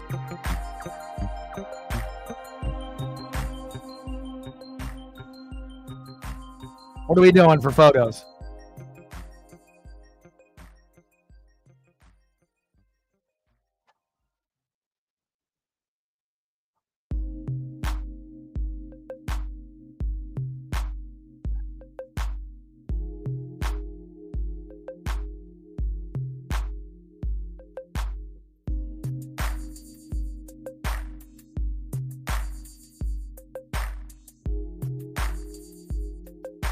Oh, supersize Mariner logo. Golly. Oh, that's sexy. Let's go.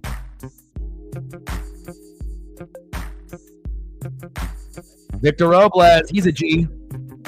Better than Randy.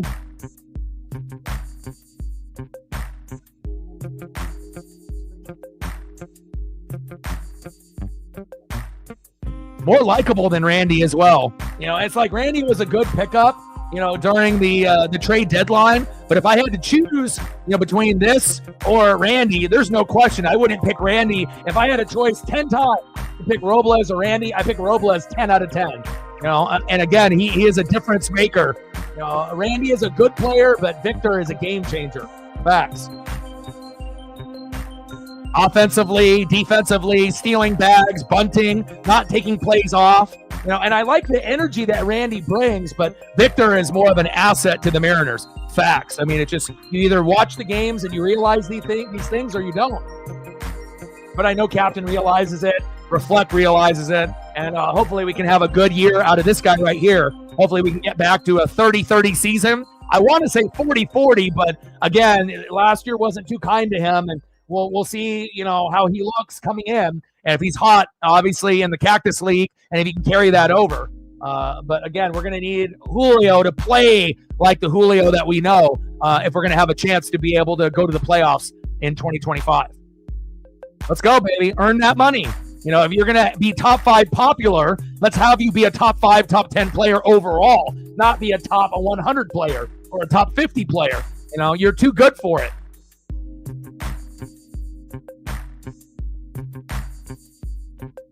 No distractions with the girlfriend anymore. So I imagine things will be a little bit better for Julio Rodriguez. And I know he went back to his home country and was giving away a lot of merch and hanging out with the locals and, doing some celebrity games and whatnot. And this guy right here, the most valuable Mariner, Cal Raleigh, baby. Let's go. Tridents up. I wonder what the new catchphrase is going to be this year. I'm ready. Maturity, defensive ability, offensive ability, clutchness. The real deal Holyfield. And out of all the catchers in baseball, you got JT Realmuto and Will Smith and all these other guys, that are out there, Adley Rutschman, I still would want Cal over anybody else. Some guys, Salvador Perez and some of these guys might be batting 300, but they don't give you what Cal gives you. And again, I do believe Cal at some point, he may not be a 300 hitter, but I definitely think that he could, get to a point where he might be at 240 to 270 at some point. It would be a dream come true if he can get to 300. But again, we got to see him get to 240, 270 first. Then we'll talk about getting to 280, 300. But, baby steps. But absolutely love Cal. And hopefully, based on, how donos go and everything, maybe I'll be able to get a Cal Raleigh jersey for the 2025 season. I still don't have an Ichiro or a Randy Johnson or an Edgar Martinez, but I think I would rather get, a Cal Raleigh current player jersey. Obviously, there's some pitchers on the team that I like as well. We got Gilbert, right? You got Miller, you got Wu. Obviously, Luis Castillo, wouldn't buy one of him, but definitely Cal Raleigh. Let's go.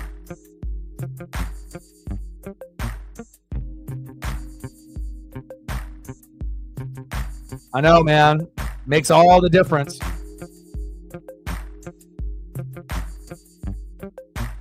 For real, though.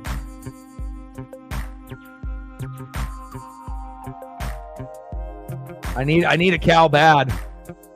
I mean, I got the autographed rookie card, and I got some Cal memorabilia, but I don't got enough.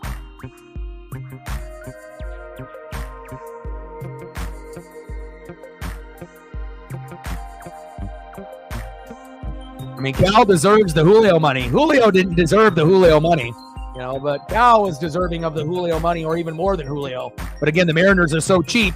Who knows if we can keep Cal? But I'll tell you what, if Cal ever leaves the Mariners, we're going to lose a lot more games, 100%, because whoever we bring in will be much worse than Cal. Facts. This is a guy that we have to do everything in our power to keep him. Because once he leaves, instead of being like a team that wins 80 to 90 games, we could go backwards and be a team that only wins 60 to 70. And I wish I wasn't, being honest about that statement, but I do believe that. It's not like we're going to be able to get Adley Rutschman or someone that's kind of comparable. Let's go, Julio. We need you, baby. Let's go, Victor. Let's go.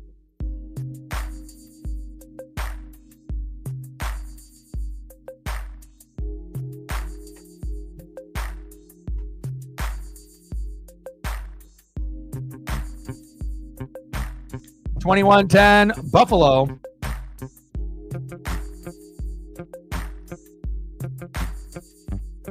Did I ever show you did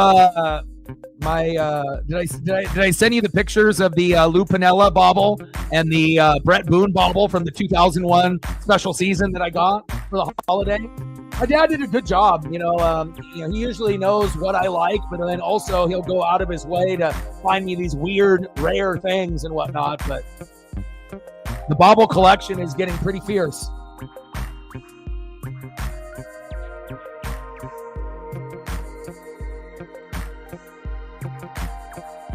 Ichiro rookie bauble from Upper Deck in 2001.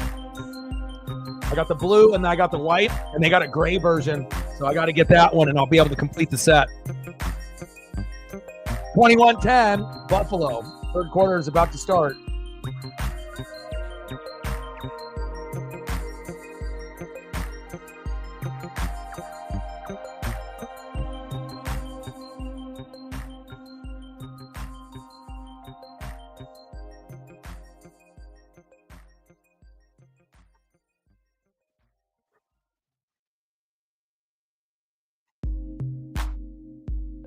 No, I don't got any. The only double baubles, I got a couple double baubles, but like I have a Randy Johnson, Dan Wilson double bauble, but this one is separate. It wasn't a Mariners giveaway, and it's actually in the box. And then again, they did 3 baubles for this company. They did Edgar Martinez, which I don't have. I have to complete the set with that. Brett Boone, which I thought was pretty cool, right? And then Lou Piniella.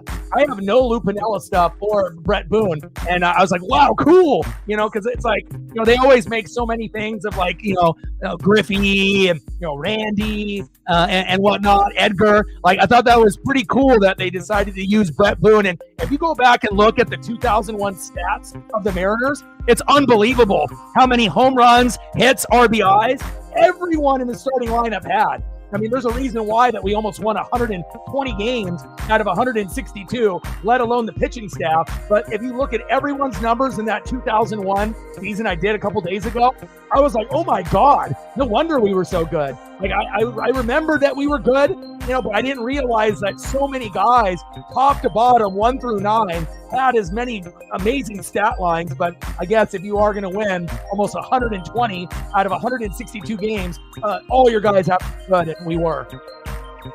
All right, here we go, 21-10 Buffalo. And again, I think this one is already kind of out of reach. That offensive pass interference call that was called defense changed the outcome of the game. I really felt that Baltimore was going to lose anyways, but they could have held them to a field goal, and it would have been 17-10 and much more manageable for Baltimore. But now 21-10, it kind of feels like, they get another score here, and it's 28-10. It's over.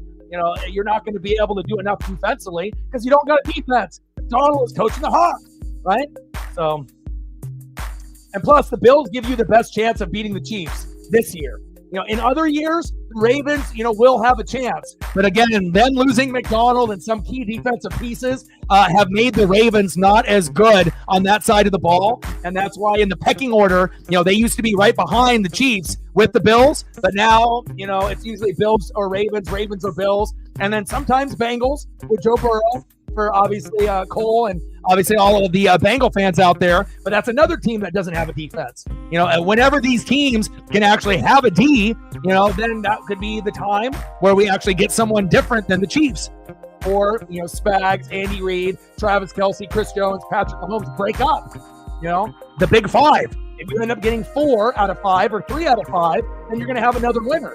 Or it might actually be this year, because I actually think that this Bills team could beat the Chiefs even on the road. It'll be hard going against the Chiefs and the refs, but they could do it. Allen has been fantastic this year, and they have James Cook. I'm not saying they will, but they could. And the way that the Commanders are playing, they have a chance against the Eagles. They're going to have to limit Saquon from going off. And if they can do that, get a lucky interception or a pick-six by like Quan Martin again, getting something like that, and Daniels plays clean. But the difference is, Daniels look great, right? Because the Lions have no D. The Eagles do. Jalen Carter and all those guys, Big Play Slay, are going to be all over. But again, they did have some injuries in the secondary that we'll have to keep an eye on. And obviously with the rookies, Koopa is healthy. But as far as the other, not so much. We'll have to see if he actually can play, in the NFC Championship game after he ended up getting hurt. So.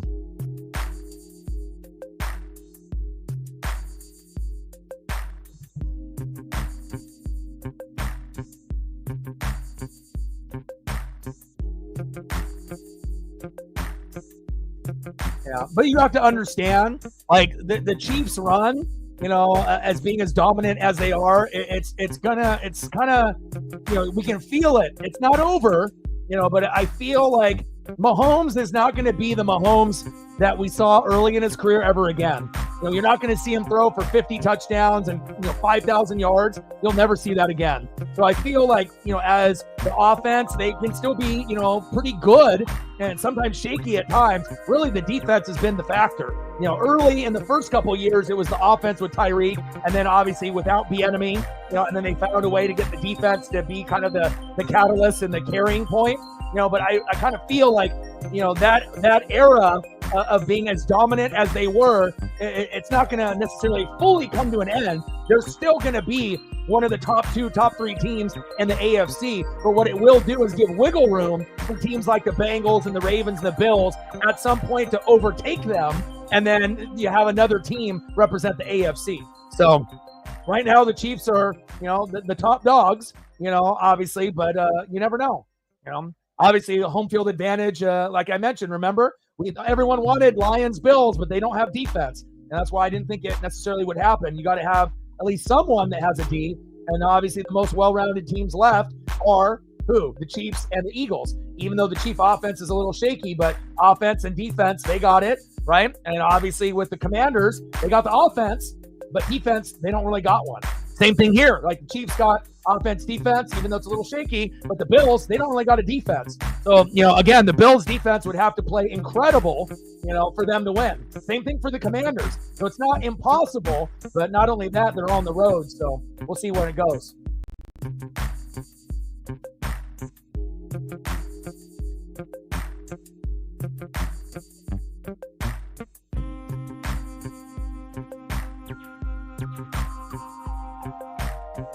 All right, Paisley's in the room. 21-10, Buffalo. Hey, a win is a win. After that Puka catch, I know that your heart's fucking stopped. You were like, oh, fuck. Because it kind of felt like, oh, my, like 1 or 2 more plays and they could have scored and then that would have been it. But, again, having the Eagles and the NFC Championship game against the Commanders is better than Rams Commanders. Again, I know the Flyers were terrible, and I know some people, were hoping that they would be able to find a way, but top to bottom, obviously they had bursts and a lot of guys on the defense that stepped up, but getting the Commanders and Eagles is going to be must-see TV, just like the Bills and Chiefs are going to be must-see TV. And again, at some point, you're going to see Jaden Daniels, more than likely, just like Lamar in a Super Bowl, but you might have to wait a few years.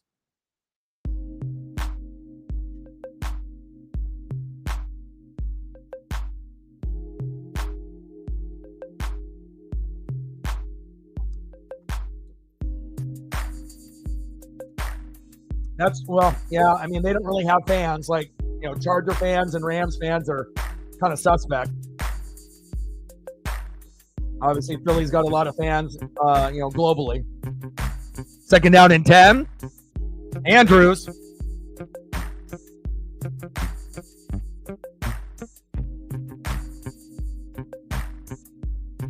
All right, Mark. Don't drop it.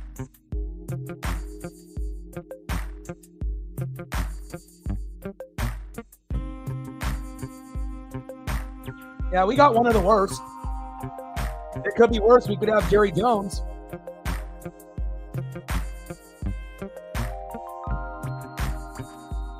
Oh, yeah, they had fans in St. Louis, and they had fans in San Diego, too.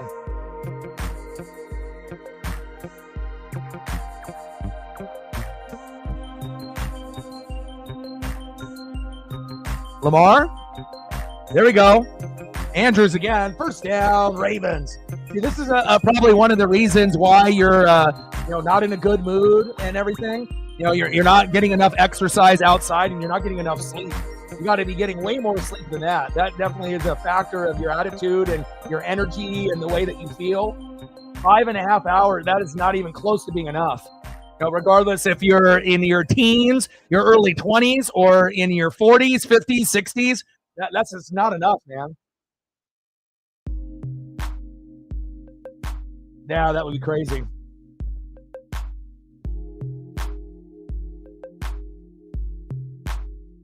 Also, you got to have other things to look forward to. Different shows, like on Netflix and Hulu, and tapping into a series, and getting excited about things that are coming out, and being able to tap into good memories of shows when you watched when you were younger. Like, I feel that, it takes effort, to be able to be, in a good mindset. It's just not going to happen on its own. You have to put in the work. King Henry with a little game there, but not enough. Got to pound the rock.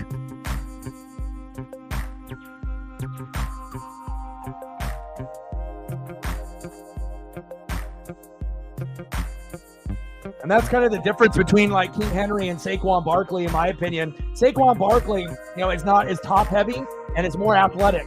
Once Derrick Henry gets going, he's hard to bring down, and he's like very fast for a big man, but he's not on the same level as Saquon Barkley, in my opinion. Saquon Barkley is more consistent game in and game out. There's certain games where Derrick Henry disappears altogether.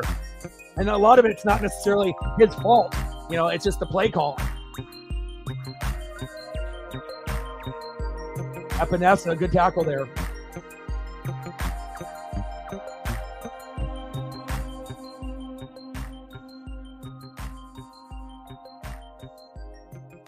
You gotta be happy with yourself before you can make your girlfriend happy. No point in having a girlfriend if you're not happy. She won't be happy. You have to be happy first before you're looking for a girlfriend. Facts. Because if you're not happy, you're not going to be able to make anybody else happy. You control your happiness, not someone else. Pass incomplete. One more like to 20. 21-10, Buffalo.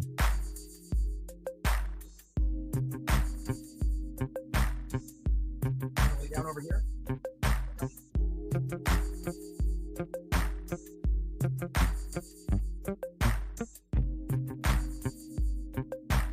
Delay a game when it's 3rd down and 12.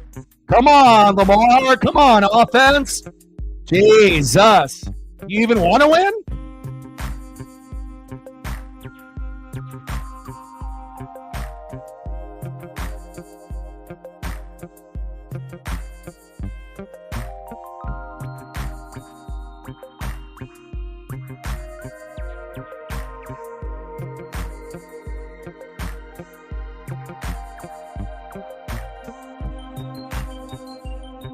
I think for me also too, obviously getting a cat or a dog, is a big commitment, especially if you're gonna, give it the love that it deserves. But, I feel that, sometimes actually having that big responsibility can bring a lot of joy and happiness too.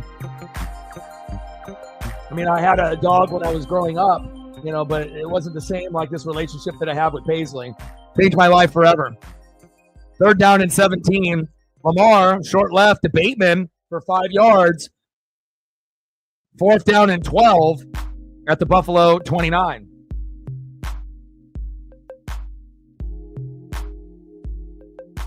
Milano back and making an impact there for the Buffalo Bills. And Baltimore with the field goal. It's up and good, 21-13. Buffalo could have been 17-13 if they would have not got that penalty for defensive pass interference.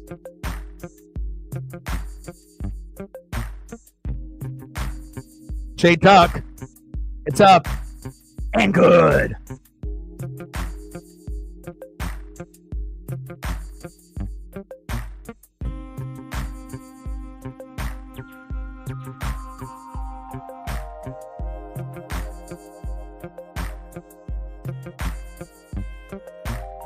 Not JT in the building. What's good?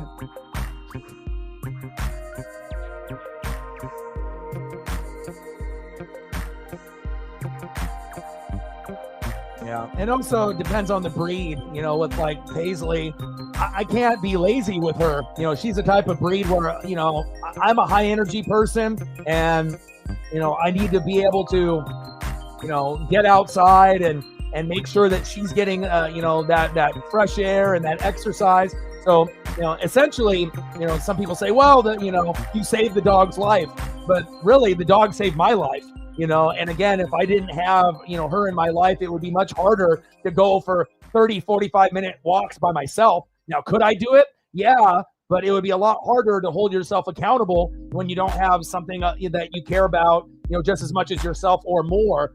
And I feel like, with this breed of dog that I have, she's an American Staffy, kind of like a pity. Like, you can't just ignore this type of dog. Like, the dog needs that energy to be able to go outside. And again, she's very adventurous. And sometimes we even go further, than I want to go. But at the end of the walk, I might be a little tired, but again, I know that I'm doing it for her. I'm living my life for her.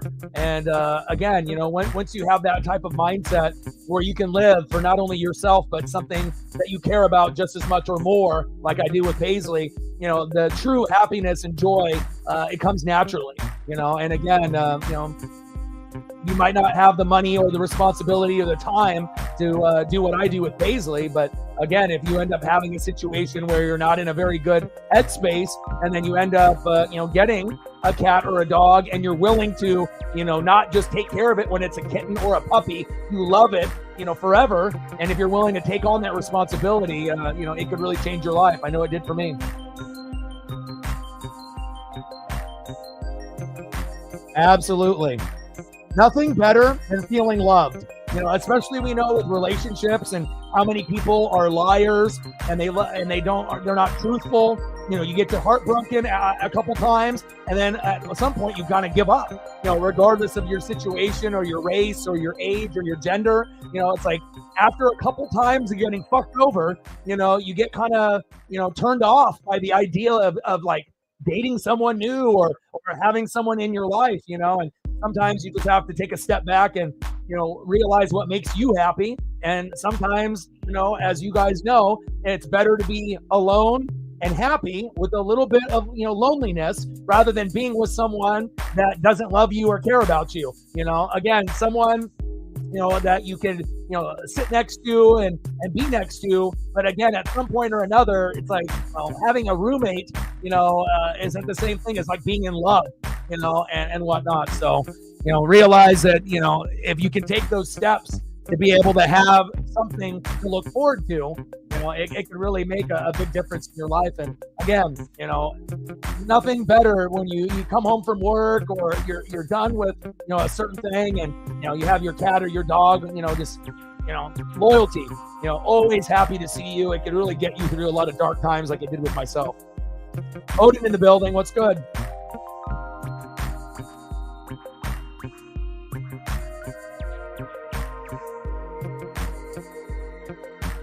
Yeah. Well, maybe one day, in a different situation, you'll be able to. Allen, first down and 10. Tuck down. James Cook, short game.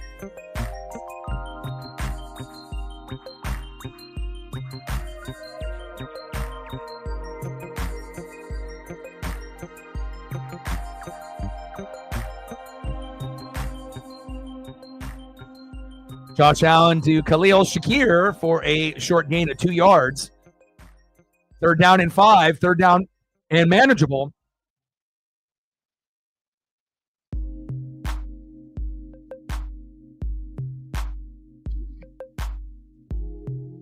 It is. Because again, if you don't have a dog or a cat, but you have Ollie, to bring you that joy. Every time you see his face, you'll light up. And then he can see that and he lights up. And, those genuine connections that you have with, humans or pets. I mean, we need that, and again, relationships sometimes are overrated because, just how people are, but again, with a cat and a dog or with obviously a child like Ollie, sometimes that's going to be enough, to be able to get you through some tough times and give you something to look forward to. And I imagine your nephew has that same kind of love for you too. Third down and 5. Allen. First down, Bills through the chains.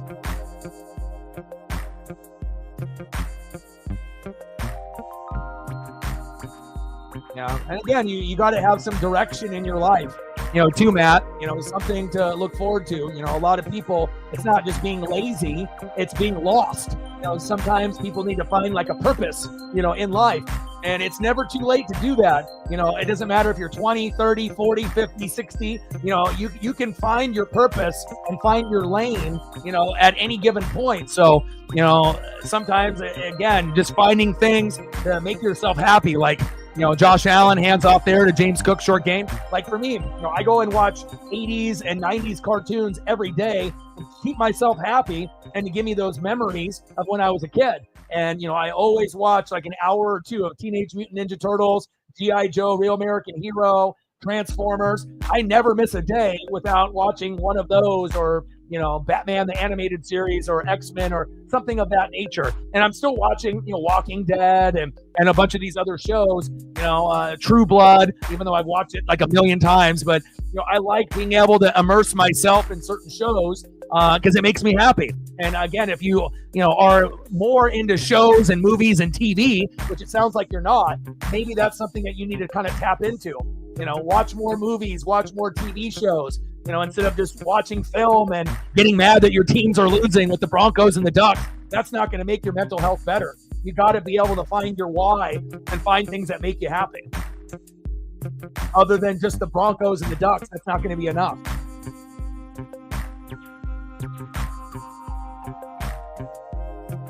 I don't watch a lot of the old school, but when it does come on, I'll definitely tune in here and there. I mean, I collect a lot of memorabilia and collectibles and whatnot, but Adam West and kind of like the old school stuff. Woo, big tackle. Wow. Big driving tackle there by the Ravens. Oh my, Humphrey and company. But, but again, for me, like I always make sure that, I have like maybe 15 or 20 shows that I watch weekly, and I keep up on those and I look forward to them, and it can be something as simple as like Swamp People on like History Channel. And it's not that I like seeing, gators getting shot. I like seeing the people and the interaction and the love that they show for each other when they're in a tough spot. So sometimes there's shows out there, that, show a certain thing like Swamp People, but it's like, I don't watch it for the hunting. I watch it to see the personalities and how they work together and how they help each other. That's Southern hospitality. So again, you got to be able to find certain things that that make you happy, other than sports. All right, we got a touchback.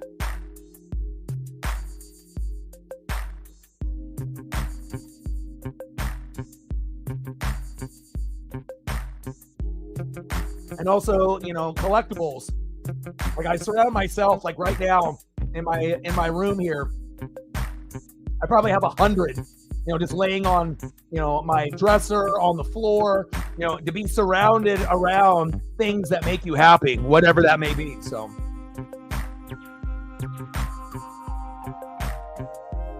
All right, here, fill me in.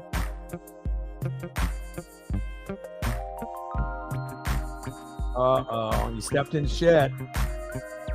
You know what? I've stepped in some stuff a couple times, but I had this kind of weird perspective on it.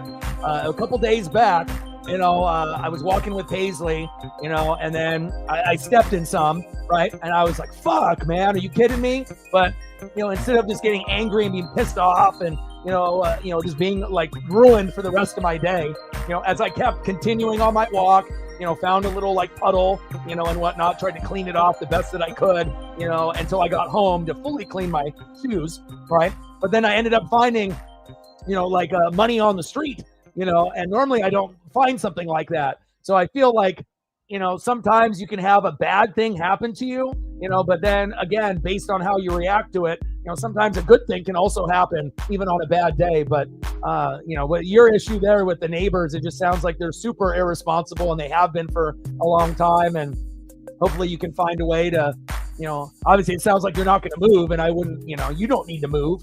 I know you hope that those guys move and whatnot, but, sometimes you have to confront, people that are irresponsible and they're, that type of way. That sucks, man. I know you've been battling with that for a couple years too.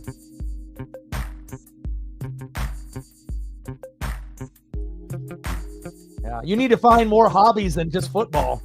Like I said, like even for me, it's like I love sports and I love football, but that's not all who I am. I do a lot of reading. I like to keep up with a lot of different things around the world. I like to be able to watch many, many different types of programs and shows. You got to find other things to, love besides just sports.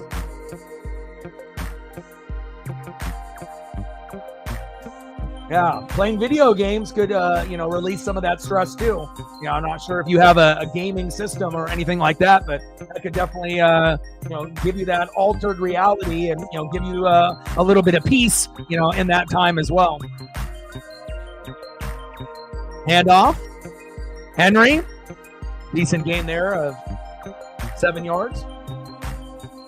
Maybe 6 yards.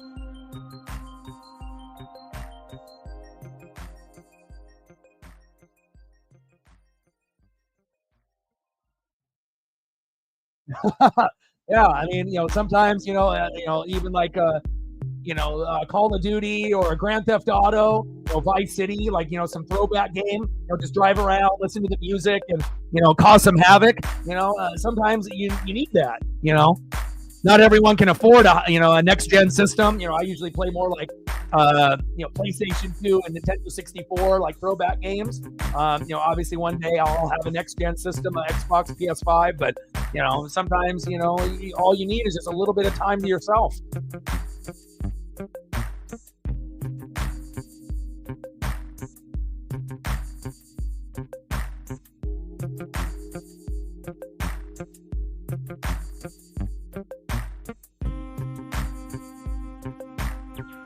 Yeah, that's true.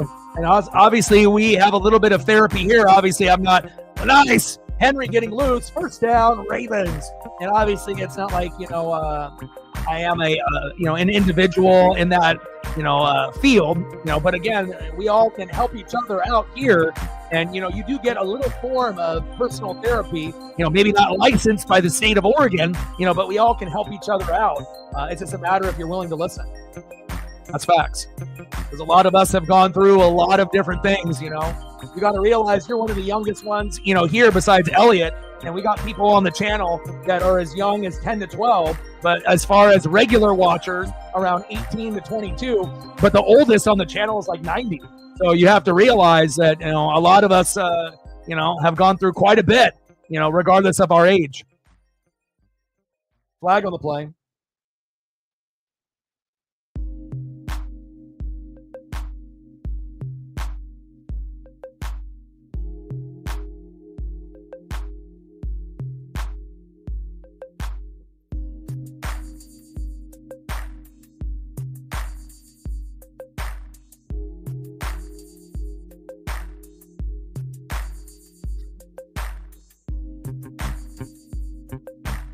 Yeah, you just need to find some new hobbies, man. Find something to look forward to. Find hobbies other than sports. Sports isn't everything. Lamar, hands off. Ooh, nice run.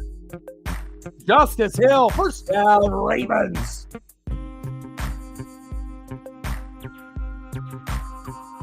A nice burst.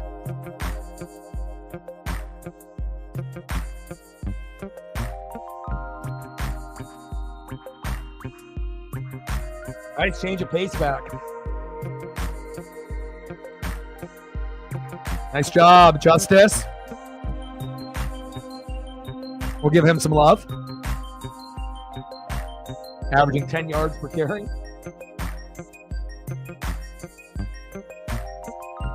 Derrick Henry rumbling and a bumbling, and they're about to score. Making this a game now. Here we go. Here we go. Henry rumbling and a bumbling. Give it to him again. Touchdown, Derrick Henry. He is the king. Now, do they go for two here? See, a minute 37 left in the third. Let's see what they do here. Amber in the building. What's good?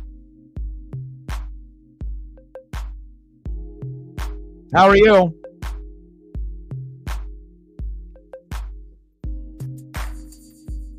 There we go. That's the Derrick Henry that we all love, regardless if you're a Raven fan or not.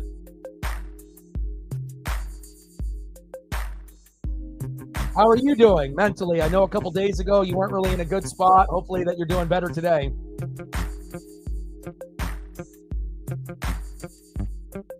I mean, at this point, normally I don't like teams going for two unless it's the fourth quarter, but it's a minute 37 left in the third, so I think this is an appropriate time that you could go for it, but I think with me, I think I would just take the extra point. Again, that's just me. But again, I hope they get it, but, when you go for two, it's pretty risky. Let's see if they get it here. Shotgun set. Lamar. Tipped and complete. And that's why I don't like going for two. Good defensive play there by the Bills. 21-20 is a hell of a lot better than 21-19.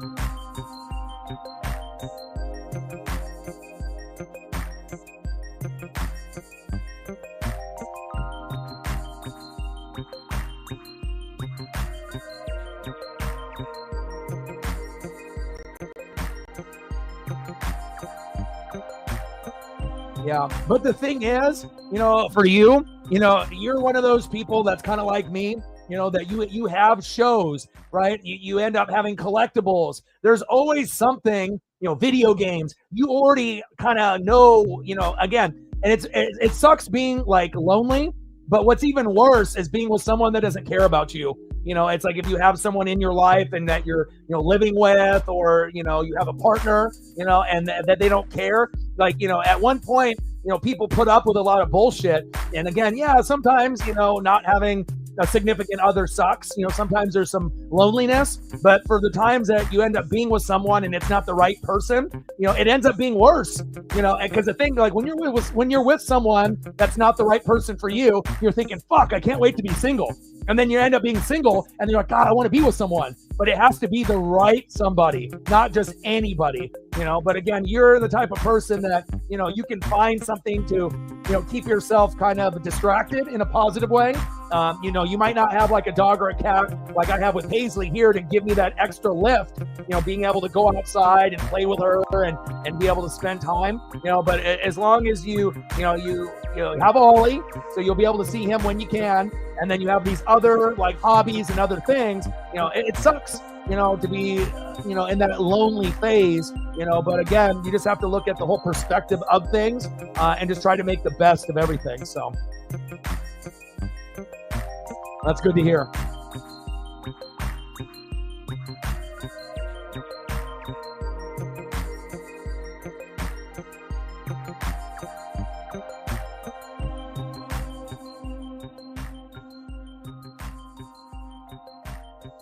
Yeah. And like I said, everyone, is going to have different things, that affect them. So have you ever thought of, getting a cat or a dog? Have you ever thought about that? I know, are you allergic? You're allergic to like a cat or a dog hair, like on one of those, right? Like where you might not be able to have it, but I was gonna say, if you end up, at some point, having, if you're not allergic and whatnot, one of the number one things that can help depression, if you're willing to, put in that love and that effort, is, getting a cat or a dog. But again, those things have to kind of line up for you.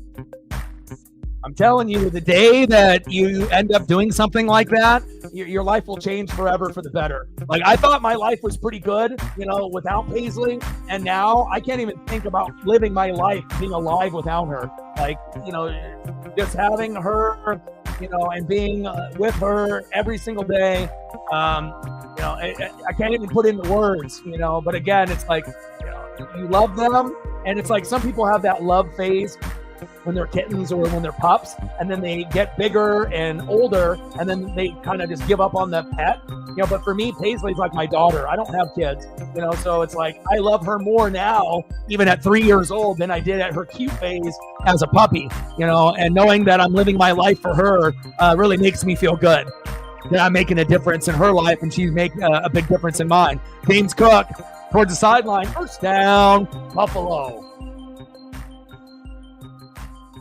But if you do, ever do get a greyhound, if that is something that you do, I guarantee it will change your life forever.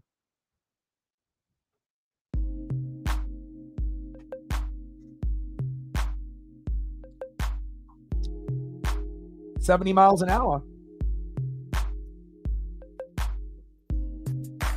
Yeah, I'll get you some in a little bit. Halfback toss. Ty Johnson in. Good defense there by the Ravens. 21-19 Buffalo. Like, sub, donate, comment, share. If you haven't smashed that like button yet, please do.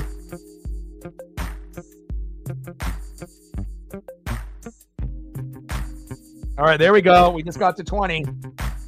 Appreciate you guys. Now we're at 22. 8 more to go to get to 30. Let's go. And we're at 20 on the dono train. 80 to go to hit the goal. End of the third quarter, 21-19 Buffalo. And I'm glad the Ravens have made this a game, because it looked like it was going to get a little bit out of hand, but the Raven defense played pretty good and got their offense flowing in that third quarter. And it would have been much better if it was 21-20. But again, down by 2, they have a chance.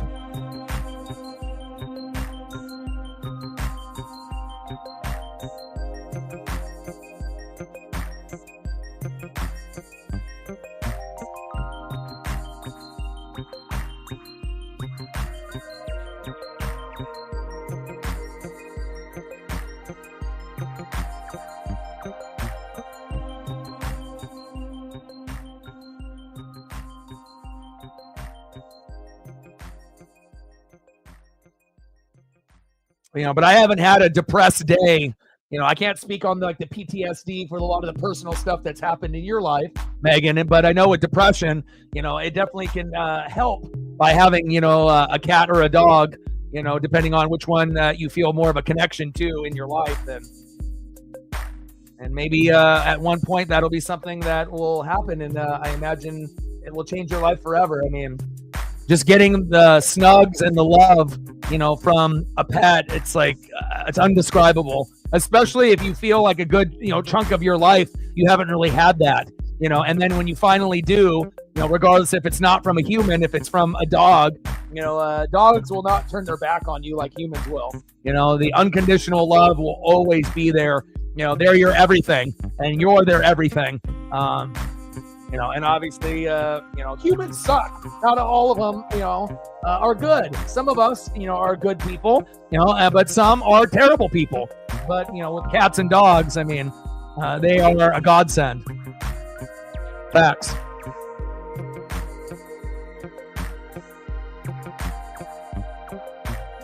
It'll give you more time to be outside, which will also help with mental health too.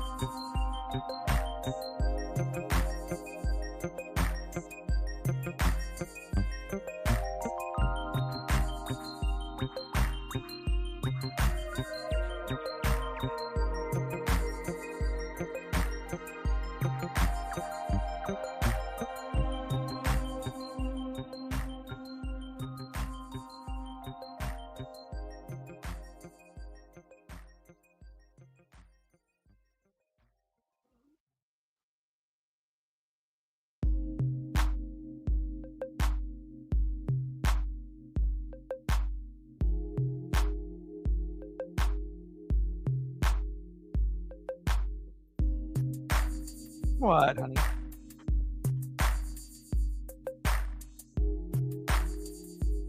Almost done. Fourth quarter, 21-19, Buffalo.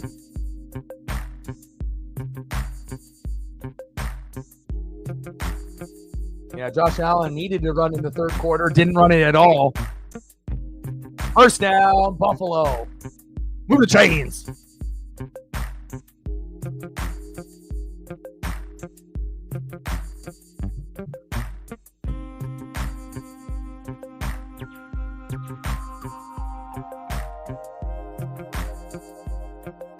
No way. Man, that's tough. The neighborhood gangsta stole it. Jesus.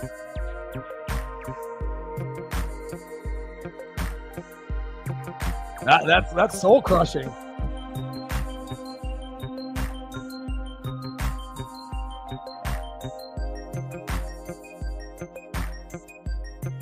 Oh.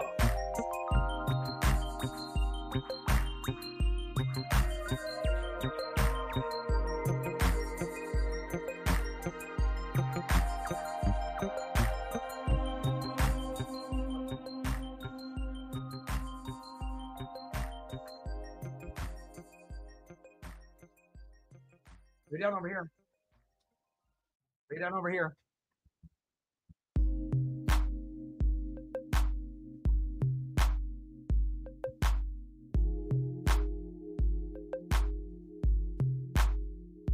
You're okay, honey.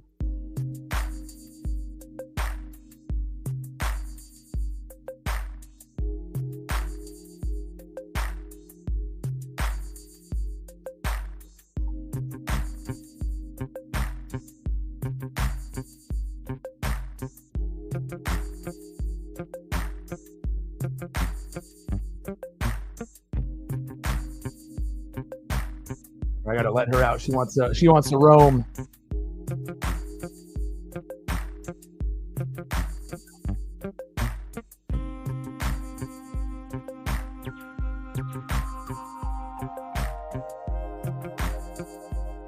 All right, first down run.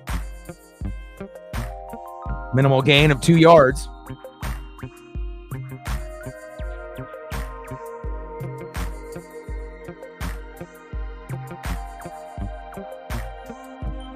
I feel like, once you end up getting into like a repetition and rhythm, of exercising and spending time, with your pet, it just becomes second nature and whatnot. I mean, she is a lot of work, but again, I don't think, I've had a lot of things that have, fulfilled my life. And for her, it's, words can't describe, how much of a difference she's made in my life, for sure.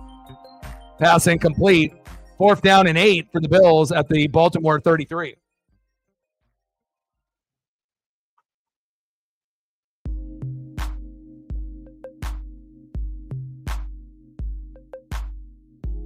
Thank you. Thank you.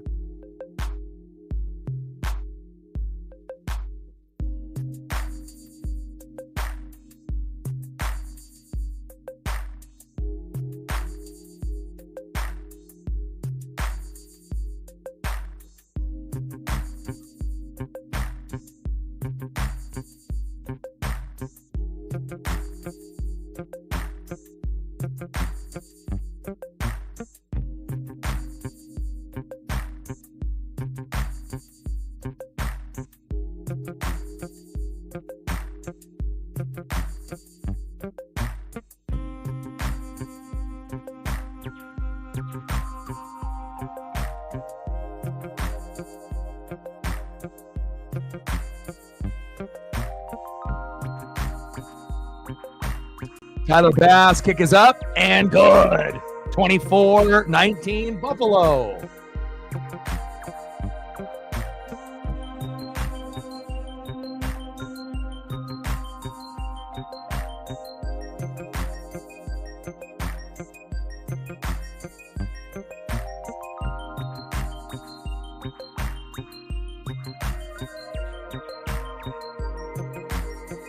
We're going to have a good fourth quarter here. Nice job, Tyler. 24-19 Buffalo. I got Buffalo at home. But you never know. I mean, if the Ravens can, get a score and a big stop and score again, that could be the difference. But we'll have to wait and see if that happens.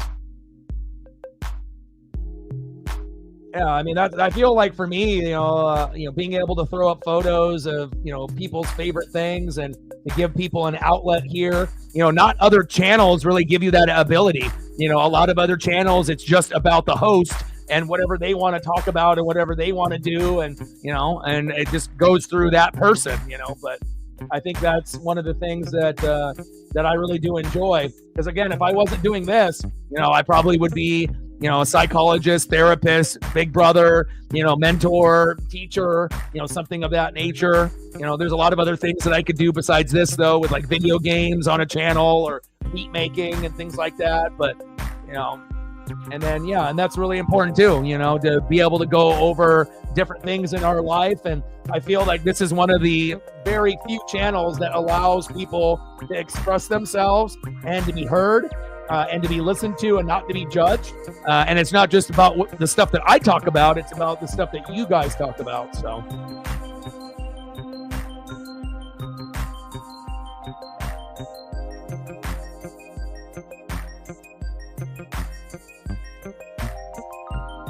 But you recognize it, and I know other people recognize that too, but that definitely makes me feel, a certain type of way. 24-19 Buffalo.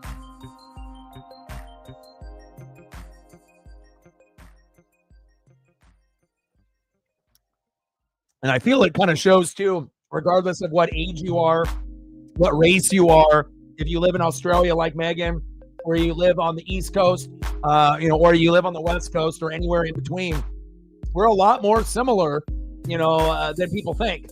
Again, we have different things, different upbringings, and different types of things that have happened to us in our life, but for a lot of us in the room, not everyone, again, we definitely have shared a lot of, similar struggles, in life and whatnot. And again, I wouldn't change it, any other way. Like I said, it's not all about likes and subs and views and donos. Like, having the right people being a part of this channel means more than just, getting more subs and more views, if those aren't the right type of people.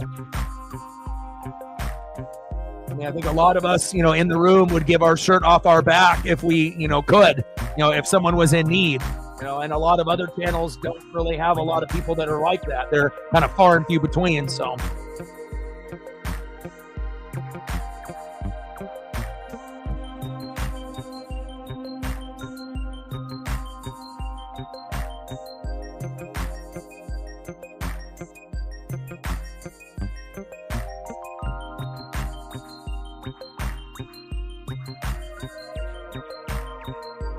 Lamar Jackson to Sims.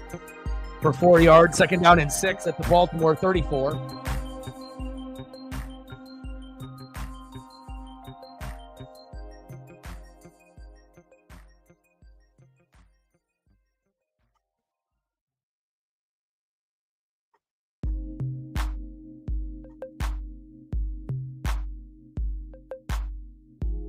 Yeah, definitely very back and forth.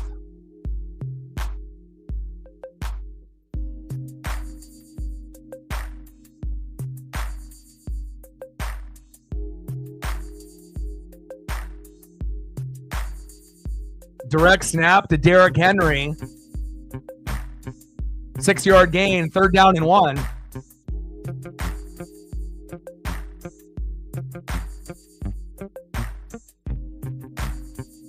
Third down and 1. Derrick Henry for no gain. They went back to back with Derrick Henry. 4th down and 1.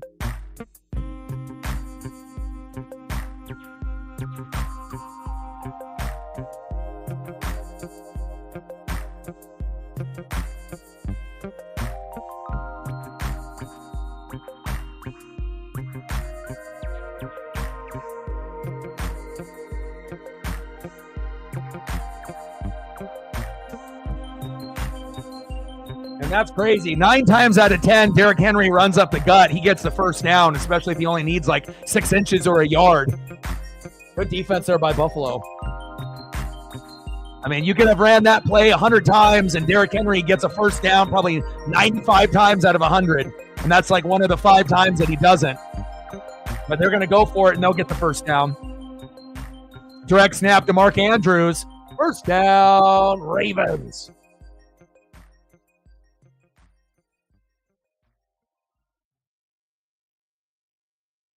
Move the chains.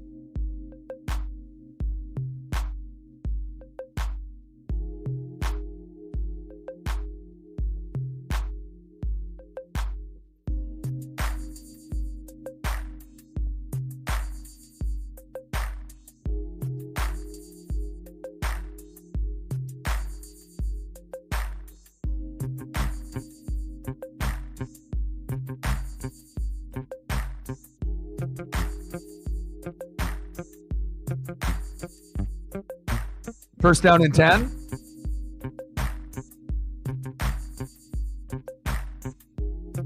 Good defense there by Buffalo. Justice Hill with a short gain.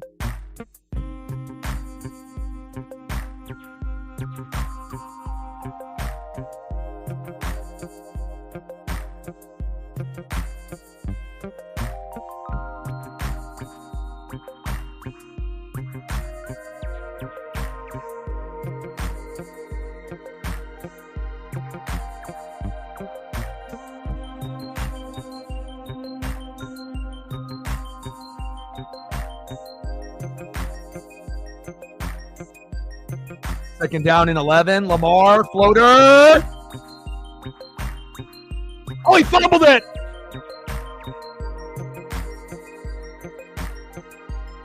Oh, my God. 3rd turnover after a big play. Oh, my God. Mark Andrews. No. Oh, that might be it. That might be it right there. You can't have all these turnovers by Lamar and his friends. And look at Bernard pop that football out and get the ball. Holy cow.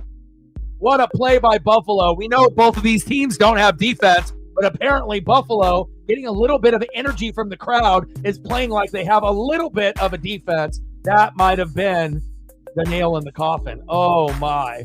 Oh, my. Wowee.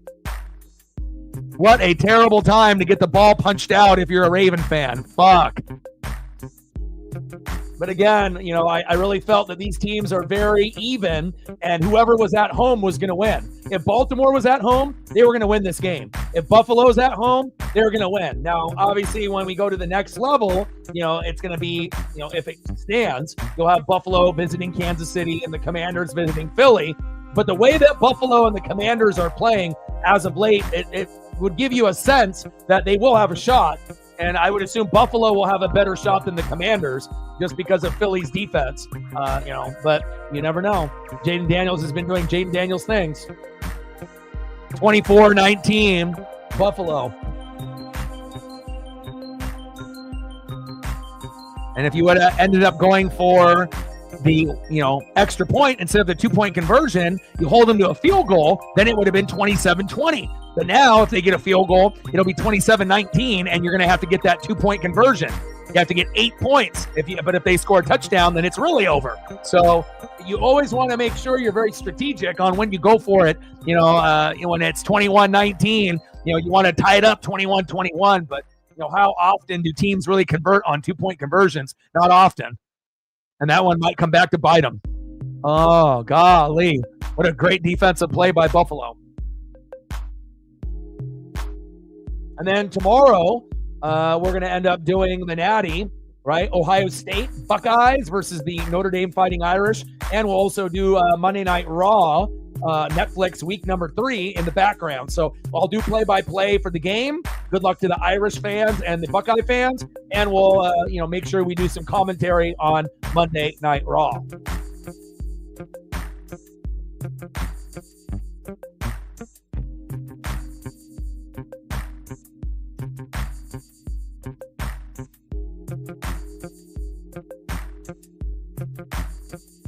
All the hugs.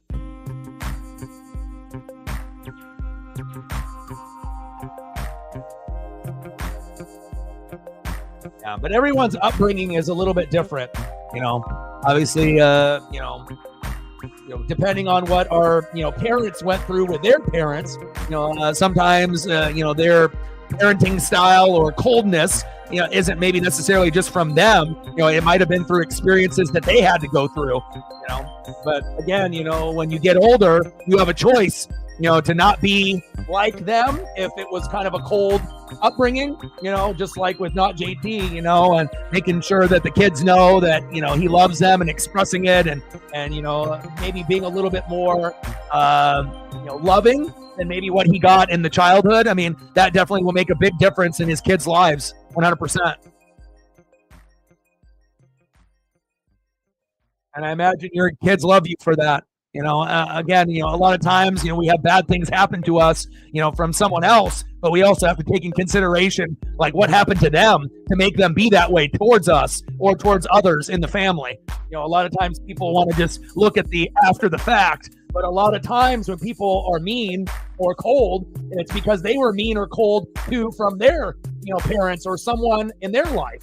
And it's just kind of trickling down, but you can always break the cycle, and be, more caring and more loving. Facts. Big penalty there.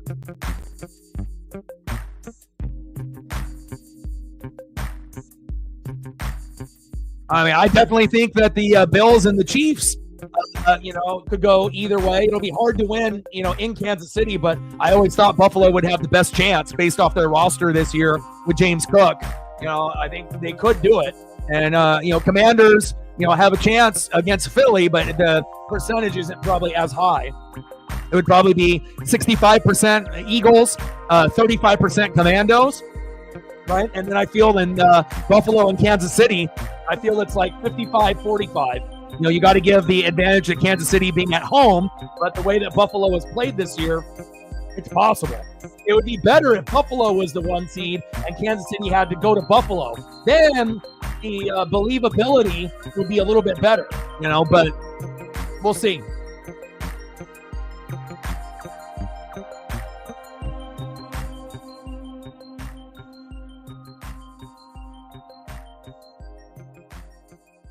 Second down and 5. Allen with the bootleg. Johnson. First down, Buffalo.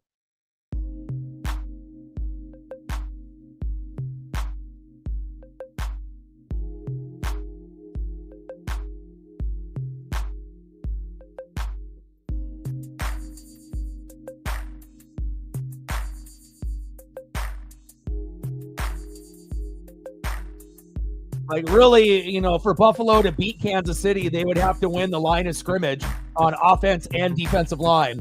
And that's a big question mark. And being on the road, there's a lot going against them. But again, if Buffalo, plays like they have this season, there might be the only team that can beat Kansas City. Like, if Baltimore made it, I don't know. It just feels like that defense without McDonald, they're not the same anymore. They're a good team, but they're not on the same level as balance. Like they're very offensive heavy defense. They have some guys that are still good, like Kyle Hamilton, Notre Dame Fighting Irish, Marlon Humphrey. They got a couple, but you need more than just a couple guys to be able to take down a two-time champion Kansas City Chiefs. And I know with the Bills, their defense, they got some older guys like Von Miller, that some people think that might be a little washed. But even today, we saw him get a scoop and almost a score. So, even though Vaughn is old and some of the guys they have are maybe not high profile, we'll see how it goes. But realistically, it's probably going to be Chiefs and Eagles. And I know some people don't want to see that matchup again. But again, if it ends up being Chiefs and Eagles, the Eagles definitely have a shot, to match up very evenly with Kansas City. If it's on neutral turf, Saquon is kind of that extra X factor. They both have offense. They both have defense. We'll see. I mean, the only team that's been able to beat Kansas City in a Super Bowl is Tampa. Could Philadelphia, if they beat the Commanders, could they do the same and, avoid the three-peat? It's possible. If Kansas City's offense was a little bit more fluent, then obviously it feels like they would kind of run away with it. But, based on some of the kind of discrepancies and offense being a little shaky at times. Defense has been great, but offense a little shaky. Again, if you have a defense like Phillies, with Jalen Carter getting to Mahomes and making him uncomfortable, that could be the difference in the game. Again, when we ended up beating Kansas City, remember who we had? JPP, Ndamukong Suh. We actually got after Mahomes where he couldn't even throw a touchdown pass. And that was when the offense was at the top, where, they were getting 3, 4, 5 touchdown passes. And, again, you have to have a defense to beat Mahomes. And if you don't, you're not going to win. So we'll see what Buffalo can do, because they don't really have a defense. They have to try to outscore Kansas City, but, we'll see what happens.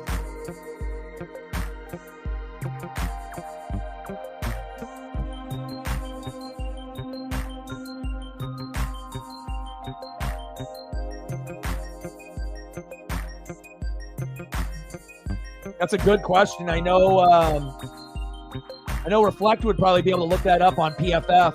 I mean, they update it every week, based on rankings on the defense and whatnot. But I know that up to just a couple weeks ago, the Chiefs were the number 1 third down conversion team on offense, and they were number 1 in a couple categories on defense. So, when you have, Patrick Mahomes, even though the offense is shaky at times, if you're number 1 out of all teams on third down, huge advantage. And if you're number 1 in a couple categories on defense, that's a huge advantage. So we'll wait and see. But I know that the NFC Championship game will be fun, and we'll see what this AFC Championship game looks like if Buffalo ends up kind of putting the nail in the coffin here.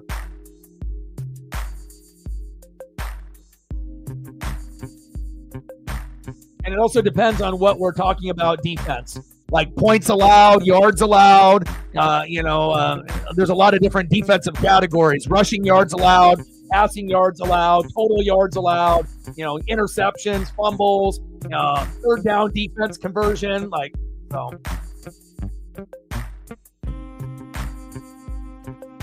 But I would assume most of the categories for the Chief defense would be top 10. Third down and 1, Josh Allen. And that's it. First down, Buffalo.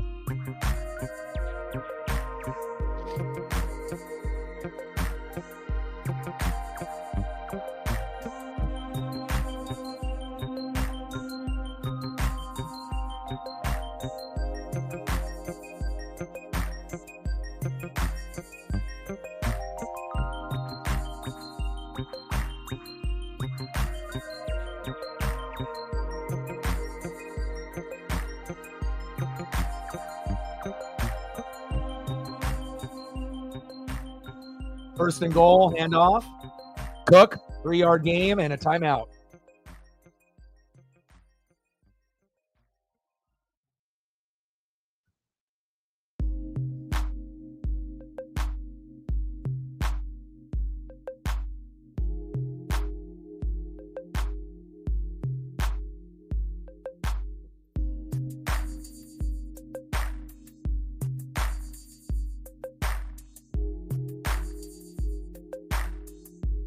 shows you, like, you can't make mistakes in these big games. You can't have turnovers.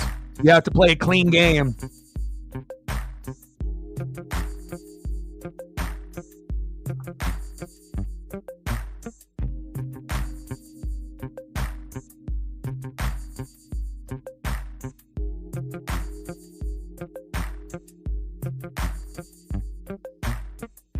Like, if the Ravens still had McDonald at defensive coordinator and they had a few more names, then that could have been the difference. But again, Lamar didn't play as bad as like Jared Goff. But it shows you, when you're playing a really good opponent and you're just trying to outscore the opponent, everything has to go correct. And then you have to get some extra on top of that, especially if you're the road team. Not every team is going to play like the fucking Commanders on the road and beat Detroit. Timeout called.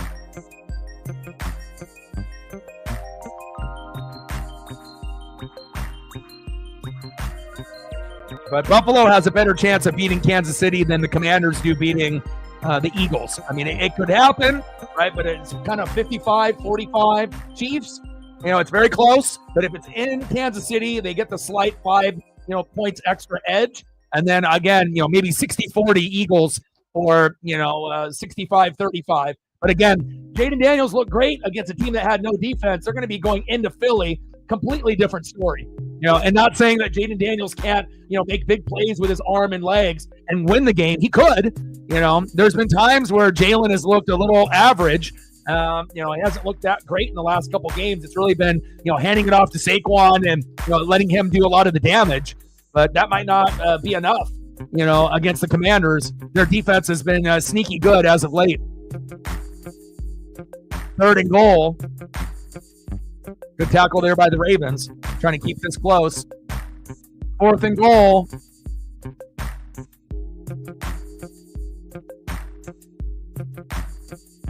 Yeah.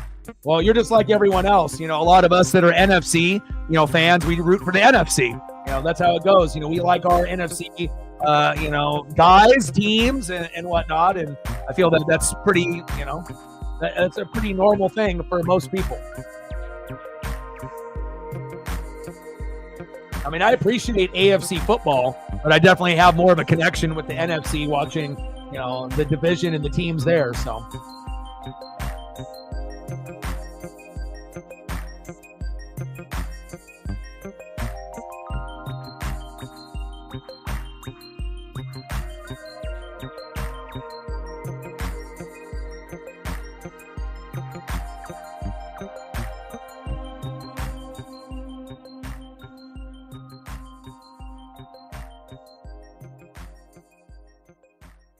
Field goal is up and good. Good decision there. Don't get cute. Take the points and hopefully rely on your defense there. 27-19 Buffalo. Good decision there.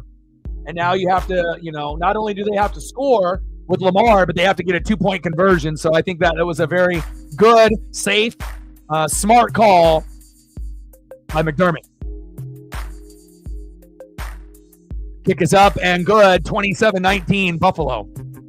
Good decision there.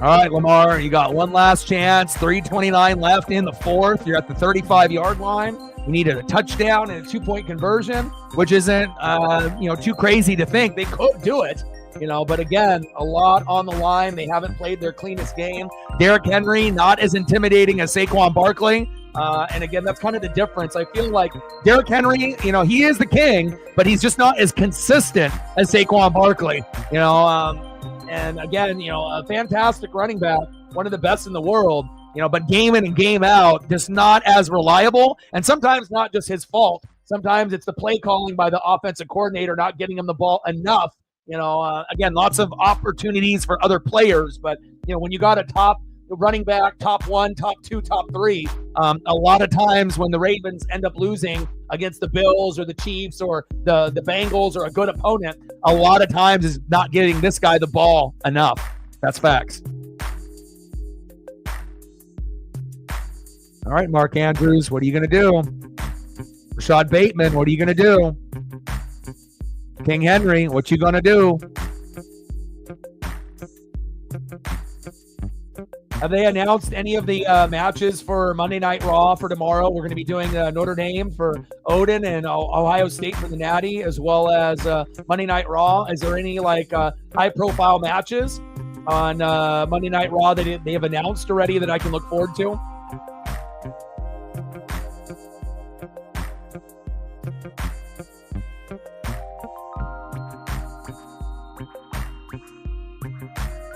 (27-19) Buffalo.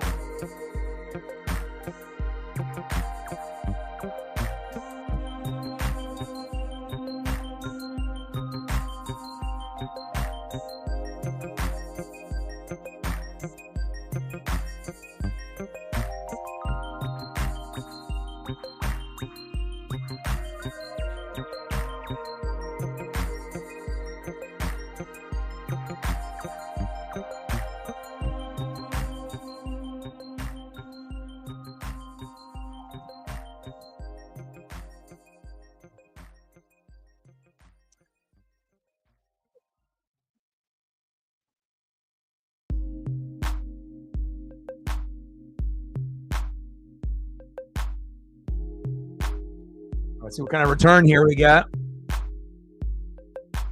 Decent return there. All right. Big drive here. Flag on the play. That's got to be on Baltimore. Holding. Shit. Mistake after mistake after mistake. Self-inflicted wounds. And you can't do that on the road. And that's why I found it was very funny.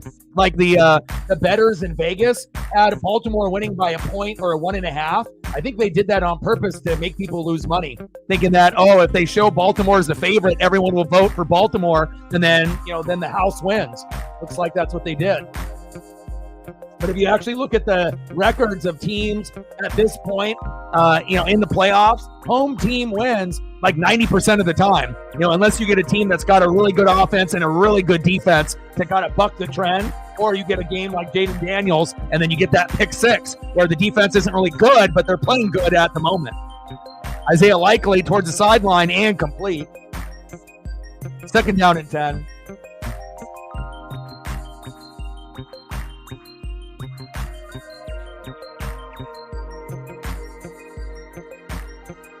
We're at 20, 80 to go. Help your boy out. Bills cost a lot. Batesly is expensive. I mean, even just to stream, to do this dream, it cost $145 a month, just for the internet and then the streaming program. So every dollar counts. I don't need to be rich. I just need to be able to keep continuing doing the dream.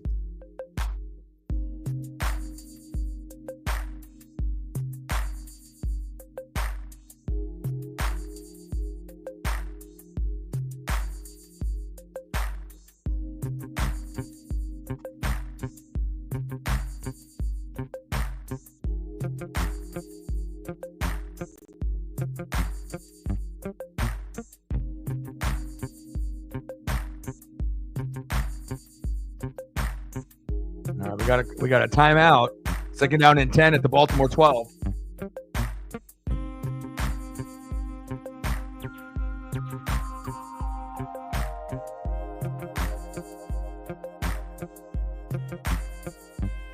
Running out of time, Lamar.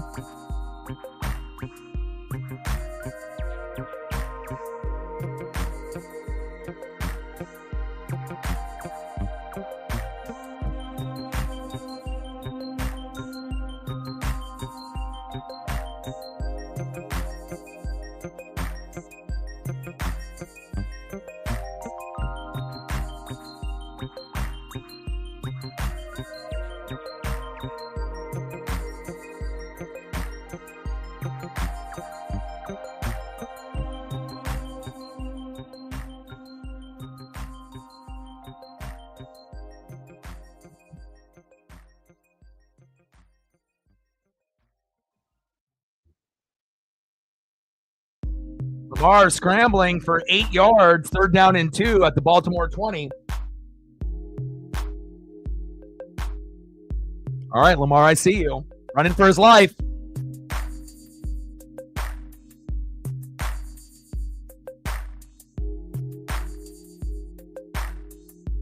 Lamar short middle to Justice Hill. 1st down, Ravens.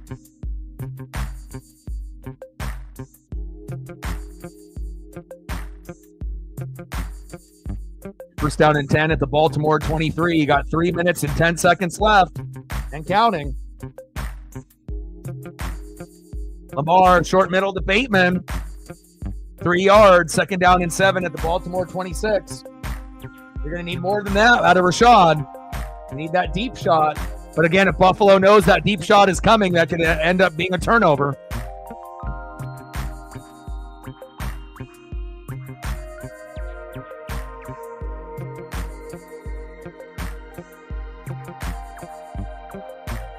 And again, I feel like a lot of times with Derrick Henry, he's not used properly. He wasn't used properly for the Titans, and he hasn't been used properly for the Ravens game in and game out. You know, I get it. Like, you know, the offense is going to run through Lamar, but it's like when you have a top 2 running back in the league, you got to use them like the Eagles use them.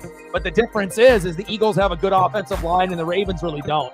You know, and so you're not going to get the same type of blocking schemes and creativity that you get with the Eagles compared to Baltimore.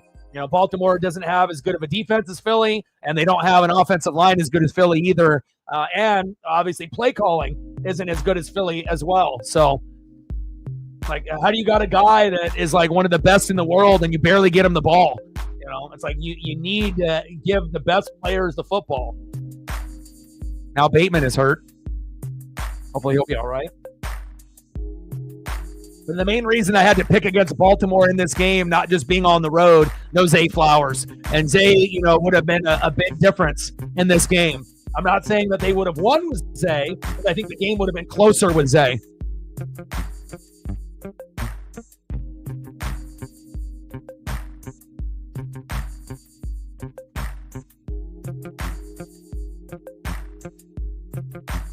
That is true. That is true. You know, getting turnovers by Lamar and Mark Andrews doesn't help. But the situational play calling in football has been lacking.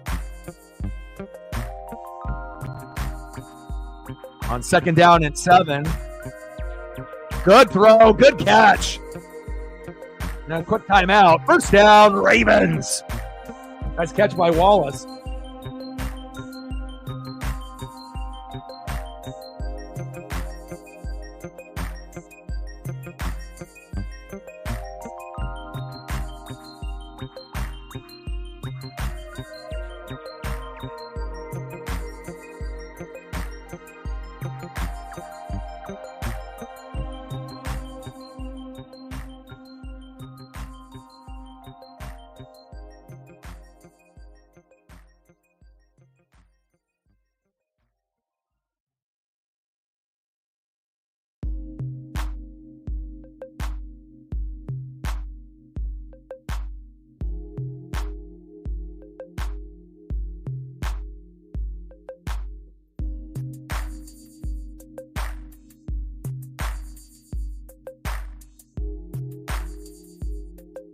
Nice play.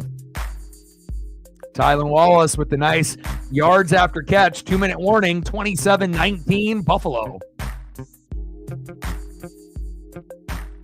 And even if the Ravens do score a touchdown here, remember, they got to get a 2-point conversion. And not saying that that'll be impossible to do.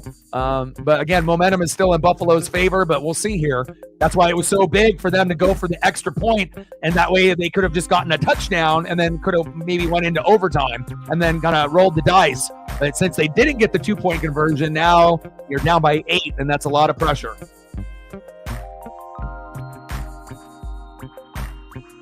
All right, Lamar, show us.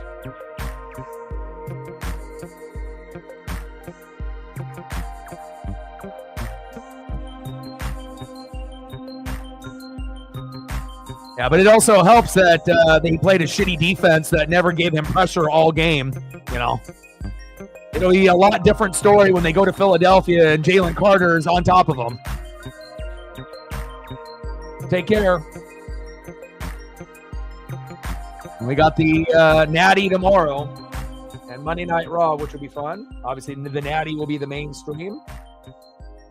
Last game in the college football playoff, and that'll be at 4:30 Pacific. 13-2 Buckeyes, 14-1 Fighting Irish, baby.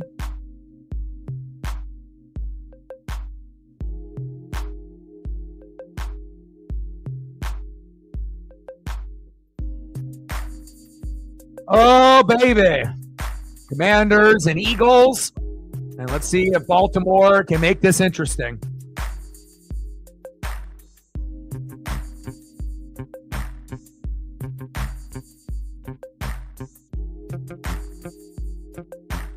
Lamar, pressure off the edge. Good protection up front. Check down. Hill. Decent game there for Justice Hill.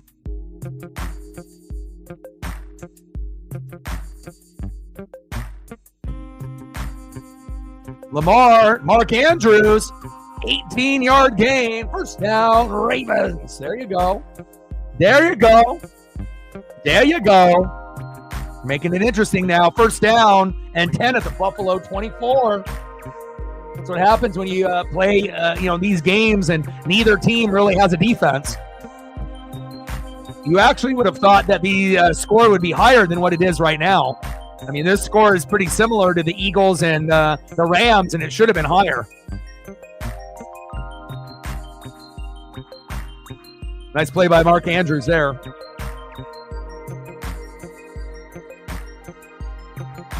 But pretty cool that we get to see a rookie, make it to the NFC Championship game. But, it would have never happened if Daniel Snyder still owned the team.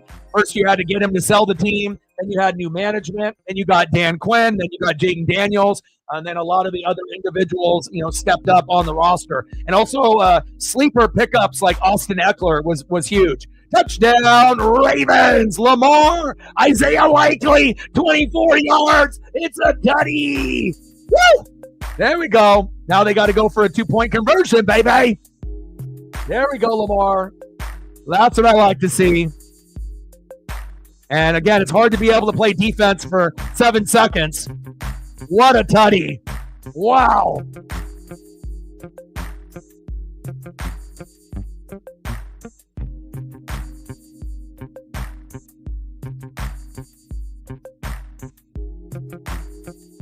Awesome job by Lamar.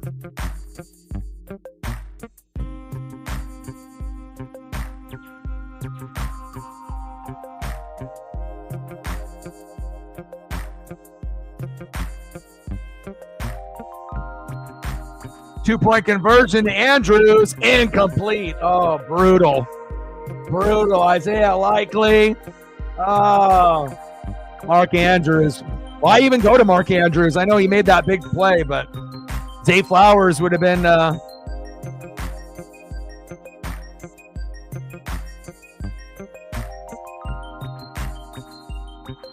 how do you drop that, Mark Andrews? Jesus Christ.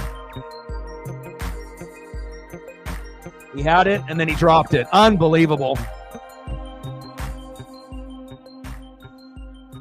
Henry with a drop. Andrews with a drop. Jesus Christ. The game on the line, and that's what you're going to do? Jesus Christ, Mark.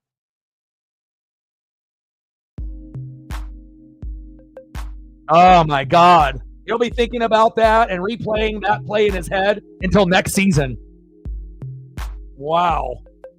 And again, if they just would have went for extra point, we could be tied right now, and then obviously with 1:33 left. But again, good teams find a way to win. Bad teams find a way to lose. I'm not saying the Ravens are bad, but they haven't played their cleanest game here tonight. And sometimes decision-making ends up not being the best.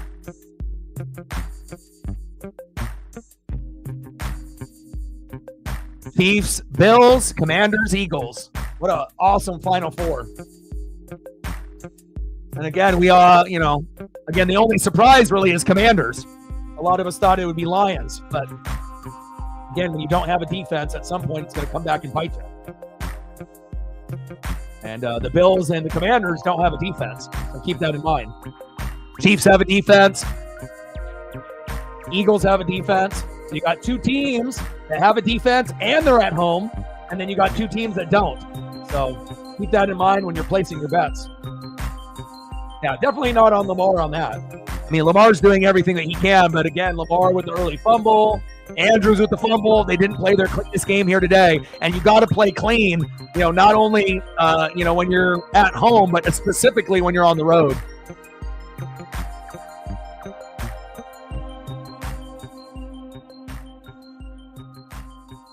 Yeah, well, I think, Captain, everyone that is not a Chief fan like Odin or Chief Will Chief is probably going to be thinking the same thing. They're going to be rooting for the Commanders, the Eagles, or the Bills. But again, remember, if the Chiefs do win, they have to wait until the starting five breaks up. Andy Reid, Spags, Chris Jones, Travis Kelce, and Patrick Mahomes. And once the big five gets broken up, where someone retires or whatnot, then that might be the time where another AFC team takes advantage, unless Buffalo can find a way to win on the road. But we'll see. There you go, sliding.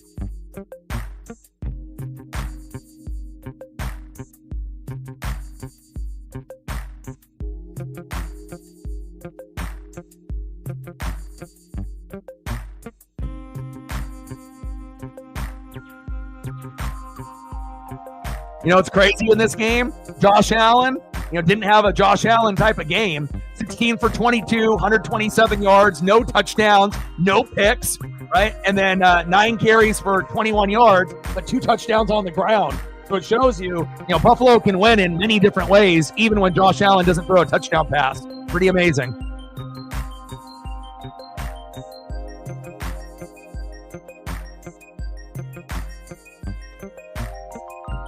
And also, even if the Bills lose to the Chiefs, you got to keep in mind, it's not a guaranteed repeat. If there's a team that could beat the Chiefs, even better than possibly the Bills, it's the Eagles. They actually have a defense, and they got Saquon Barkley. So, again, it's not 100%, oh, the Chiefs won. Like, again, they're going to be favored, and the Eagles are going to be favored. But again, with Jalen and A.J. Brown and Devontae Smith, Dallas Goedert, they got a better offensive line than the Chiefs. And again, defensively, they're on the same level. Sometimes they play even better than the Chief defense. So, again, if we're talking about evenly matched, the Eagles and Chiefs are as evenly matched as you can get, Facts. So we'll see how it goes. And I know some people don't want to see a repeat of the Chiefs-Eagles again, but there's a high possibility that's what we're going to get. Final score, Buffalo 27, Ravens 25.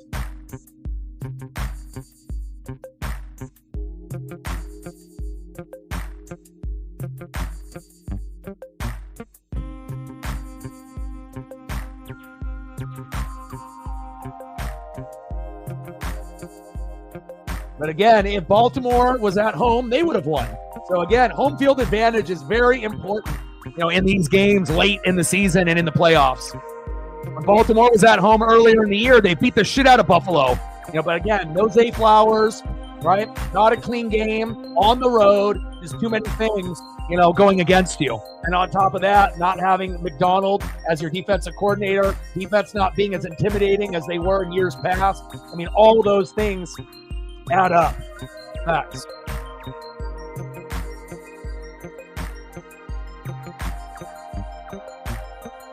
But we're going to have an amazing NFC Championship game and AFC Championship game, and I will be doing both. So, I wanted to be able to do both this weekend, but I got to look out for Paisley. But AFC, NFC Championship game, we'll be doing both of those.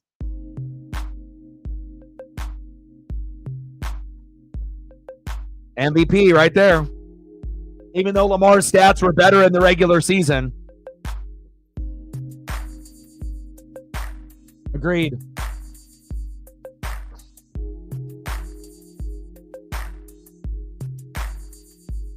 No, Commanders are not going to beat the Eagles. Not on the road. Not happening. Not against that defense. Mark my words. It's a great story, but great stories have to end at some point or another. Chief in the building. What's good? You got good timing. I was actually going to do some food here in the stream. We're at 80 to go to hit the goal. We got the goal on the likes, but we're a little bit behind the 8 ball on the dono train. But let's do some food here for the last 12 minutes or so. Let's do that.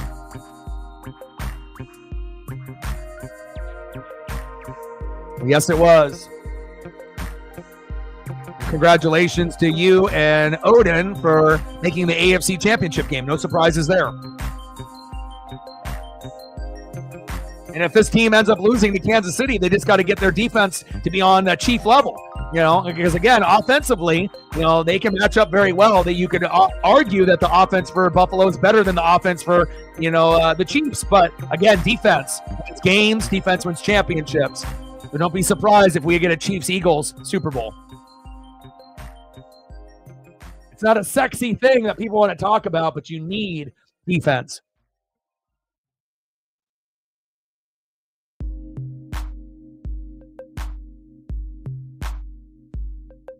Yeah, he's a great player, but even if they were to beat the Chiefs, what happens if the Eagles beat the Commanders? There's still no guarantee that the Bills beat the Eagles in the Super Bowl if we get that matchup. Because obviously Philly would be the team that, you love Josh Allen and all, but again, defense wins games, defense wins championships, and Philly's defense is a hell of a lot better than Buffalo's. We'll see. But eventually we're going to get, hopefully, a Lamar with a championship, Josh Allen with a championship. I would love to see Burrow with one before his career is over, but it just shows you how tough it is. Jalen Hurts with a championship, but everything goes through Kansas City. Yep, that's true.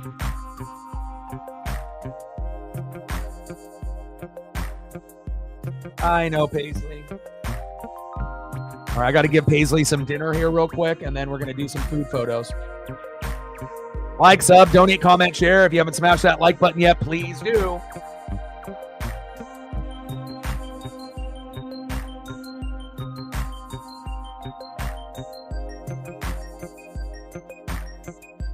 Hold on, honey. I'm going to get you some food. I know, I love you. Hold on, honey.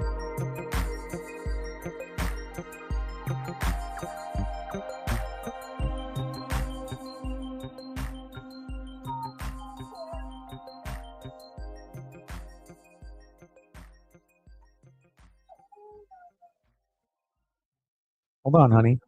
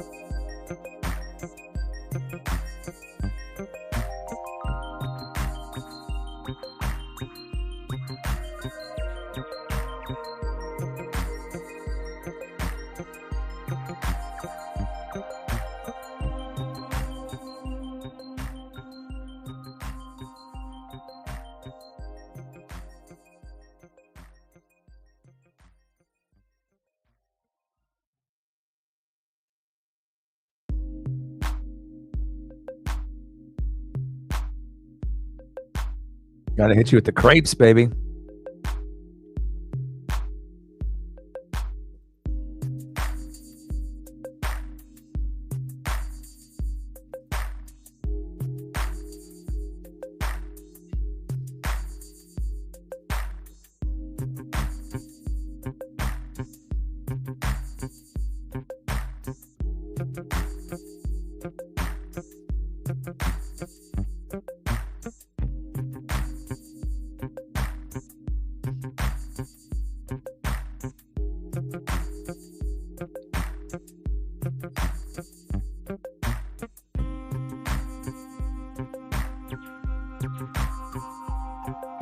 Well, Paisley needs me, so again, I would love to be able to stay on here for another 20, 30, 40 minutes, but I need to make sure that she doesn't feel neglected and whatnot. I need to take her on another 30 to 45 minute walk here in like 20-degree temperatures.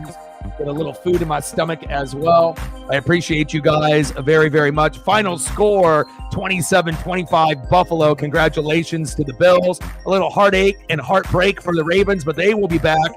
Again, just got to improve that defense. So we're going to have Bills at the Chiefs for the AFC Championship game. Commanders at the Eagles. We'll definitely do both. But tomorrow's stream will be the Notre Dame Fighting Irish versus the Ohio State Buckeyes. The Natty will be at 4:30 Pacific. And then we'll also do Monday Night Raw, which will be on around the same time. And we'll double dip. So I appreciate every single one of y'all that liked, sub, donated, commented, and shared. And I have one question for you. Who talk sports like us? Your boy Ryan, Northwest Sports Fanatics, and I'm out. Okay.